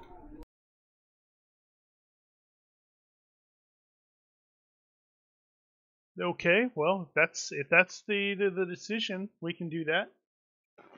Anybody Well- veto? Anybody have to go now? I don't know that that's how this is gonna go. Is there a cliffhanger moment that you could wrap it up on? You know, the defense comes up with a twist. Okay, so what I will do is do this where it's like the trial does get underway, and the following so everybody is going to at least be, I guess it actually won't be the sequestered people who won't be able to see it, but like anybody else that's watching, which would be Eddie, would basically be able to hear the the opening arguments. The prosecutor has a fairly he's very Villani in that regard, where he's just almost laying out the facts. These are the facts, and he's not being hyperbolic or anything like that. And then Kandor, when he comes in, he basically immediately begins arguing that and pointing out that all of the evidence against his client is purely and completely circumstantial, and it hinges on the testimony of a small group of people who include a traumatized and damaged young woman, a former pirate who served under the notorious Ming the Merciless and went to prison because of it, a scion who may or may not have Zodani ancestry, a mercenary with questionable ties to Vargar Corsairs who is under investigation by the Scouts for his role in, well, certain classified operations in the Aramis sector, and a pilot who has been expelled from 3 different flight academies for misconduct. Then he will, basically start pointing out that this so-called crew that's very untrustworthy, they have been positively linked to a number of deadly events throughout the Spinward marches, like the loss of the Titanic at Kachina, likely due to either their lack of competence or maybe intentional malice, the return of the Zodani warship Unconquerable, which even now continues to plague the Jewel and Villa subsectors, the destruction of a research station by Ine Guevara, is that how you pronounce that? Ine Guevara terrorists, that the crew had a chance to stop but did not. So again, that may have been intentional. And they have been positively identified at having been at Corfu before that unpleasantness. And there are even bolos about these guys, be on the lookouts, from the Gazlan subsector. And that's not even taken into account that these people committed piracy, an act of piracy, when they broke into Captain Mason's ship. And he will continue to go on, and he makes a really good argument. Buck is actually the PCs that are involved are not actually in the immediate area. They are sequestered elsewhere. You probably haven't even heard the mistake. Opening. Your fault. Yeah, you probably haven't even heard this this thing or the statements, because you're like sitting there twiddling your thumbs. But Eddie is, and Eddie, this guy makes a really, really good argument. In fact, you're starting to maybe wonder about the hanging with these guys, because wow, they did do that. And yeah, you are pretty certain you heard that as well.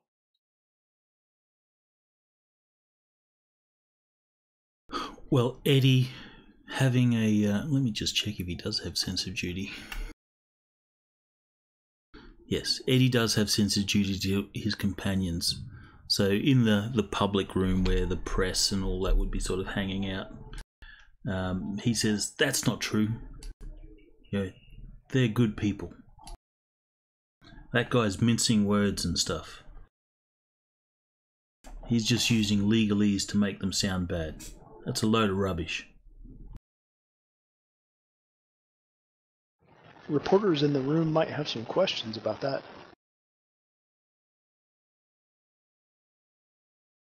Yeah, Yeah. you're right, Mark. There might be some people curious about that. Somebody's going, there's a mole. Yep. That's And it's Sai. what Sai's going.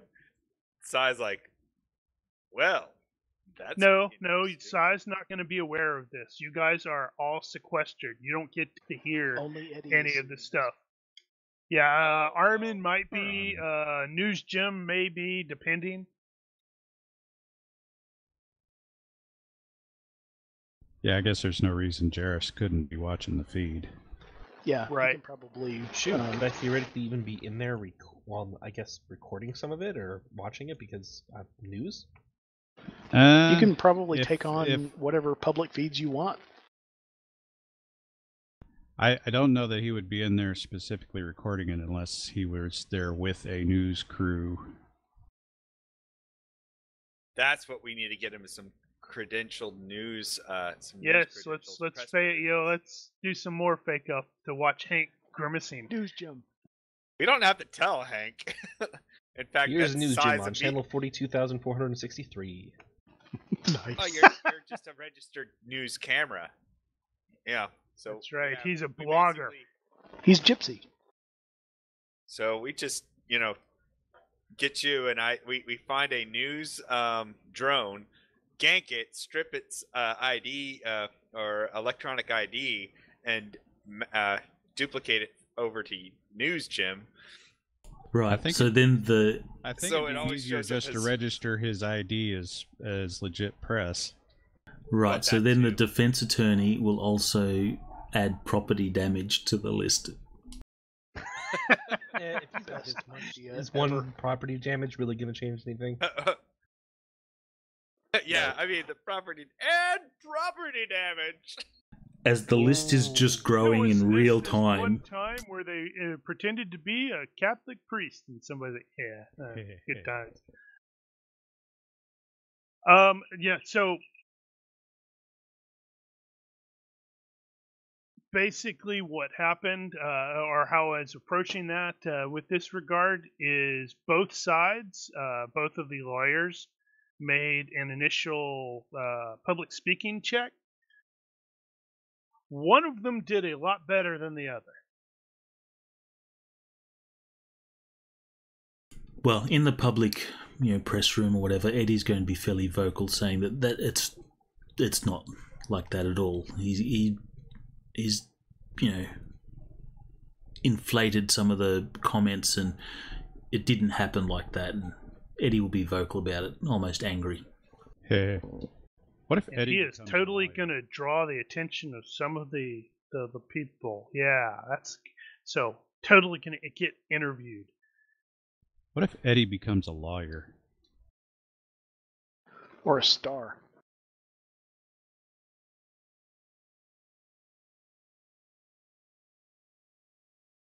This has got to be so. You've got to use Eddie's unluckiness here. So the comments yeah. that Eddie makes will negative, or the press will take it and put a negative spin on it. Yeah, I was totally my thinking that. That's So Eddie will be interviewed by some peoples, Oh God. but let's see. Yeah, so based on that, I suspect since you established he's kind of angry about this, so he maybe says some stuff he shouldn't say. Well, Eddie will be Phrases things genuine wrong. about it. He's not like going to twist stuff, but it'll just be the choice of words that he's used will be taken out of context by the press or something like that, and they're going to fake news it. Well, or maybe he tries to fast talk, not realizing that he's being recorded. And when somebody is fast talking and you play it back again and again and analyze it, you recognize that it's BS.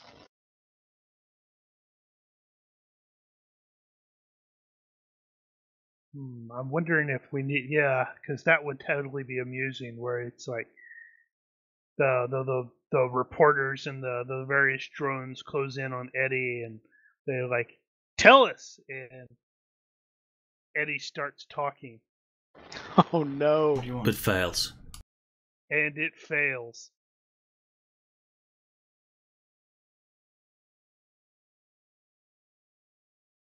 These guys are trustworthy. I've known some of them for weeks.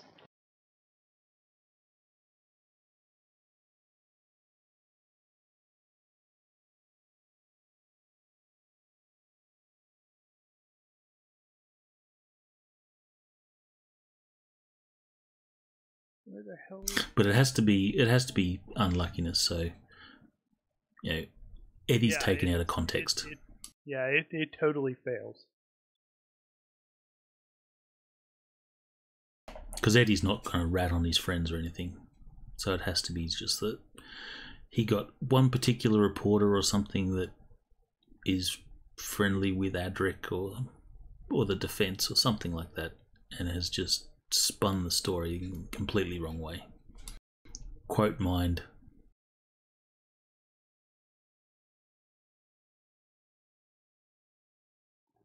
Bribed by candor.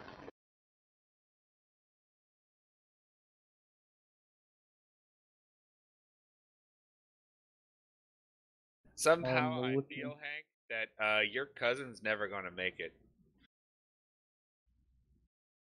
That's not going to make me happy. She's not. I mean, if he knows as much as he knows to throw those words and those comments out there, then he's got connections so very, very, very deep. So very deep that she's not making it. Why I- would he use them to save this guy, though? I would be willing. I don't think it's him. Well, somebody's feeding I him, think but he's see, being given this. He's being given this information probably True. by Adric. Right. But that's what I mean is, and I don't even think I don't even think Adric knows it. I think No, I think whoever- he's the source, or rather, I think somebody on someone's in his protecting family Adric. or something like that. Oh, exactly. But yeah, But I don't think it's that's the what I lawyer mean. that's doing it. Well, but Huh. but regardless of it's the lawyer, it's the team, the defense has got somebody so deep that, and the only defense we have is your cousin, because she's the only one who has eyewitness account of what it is. She's dead. Yeah, no, She's I never agree with making you it. there. She's I not agree making with you it. there. That's probably a bad sign. Hold on. I finally figured it out. Okay, Brian was like, "Yeah, you need to end it on a cliffhanger." Okay, so the initial the initial stuffs during the court or the trial, the initial stuff is going through. You have the usual day. Since you guys are witnesses, you're expecting to be sequestered until you're called up. So you don't necessarily know how long this is going to be. But fortunately, they have decent. You're at least going to be at least some decent lodgings and stuff like that. Eddie does his thing. And the first day of the trial does come to a conclusion. None of you guys have been called up yet. The voice ends up calling for the initial recess until the following morning, and it's like that's normal. And then he politely, or he departs. He heads out, and in true television fashion, the camera follows him into the room, his the little chamber, and he removes his helmet to reveal someone that some of you have actually seen before. Great. And that's where we'll end it. Oh, I hate that guy. Gah! Ah! Punchable faces. It's like the group as a whole has an enemy.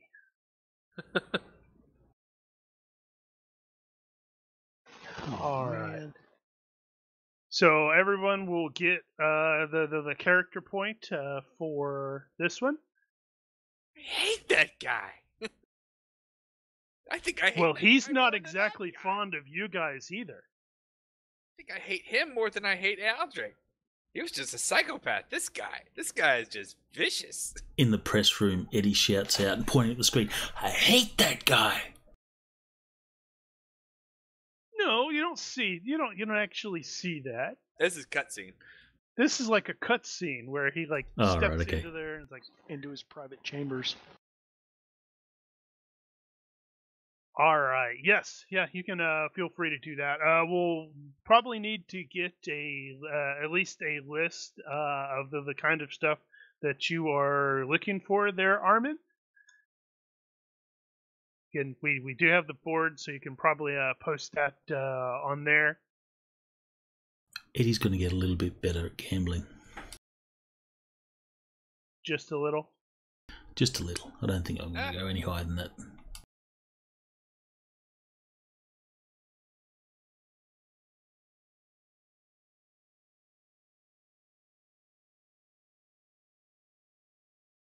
All right. So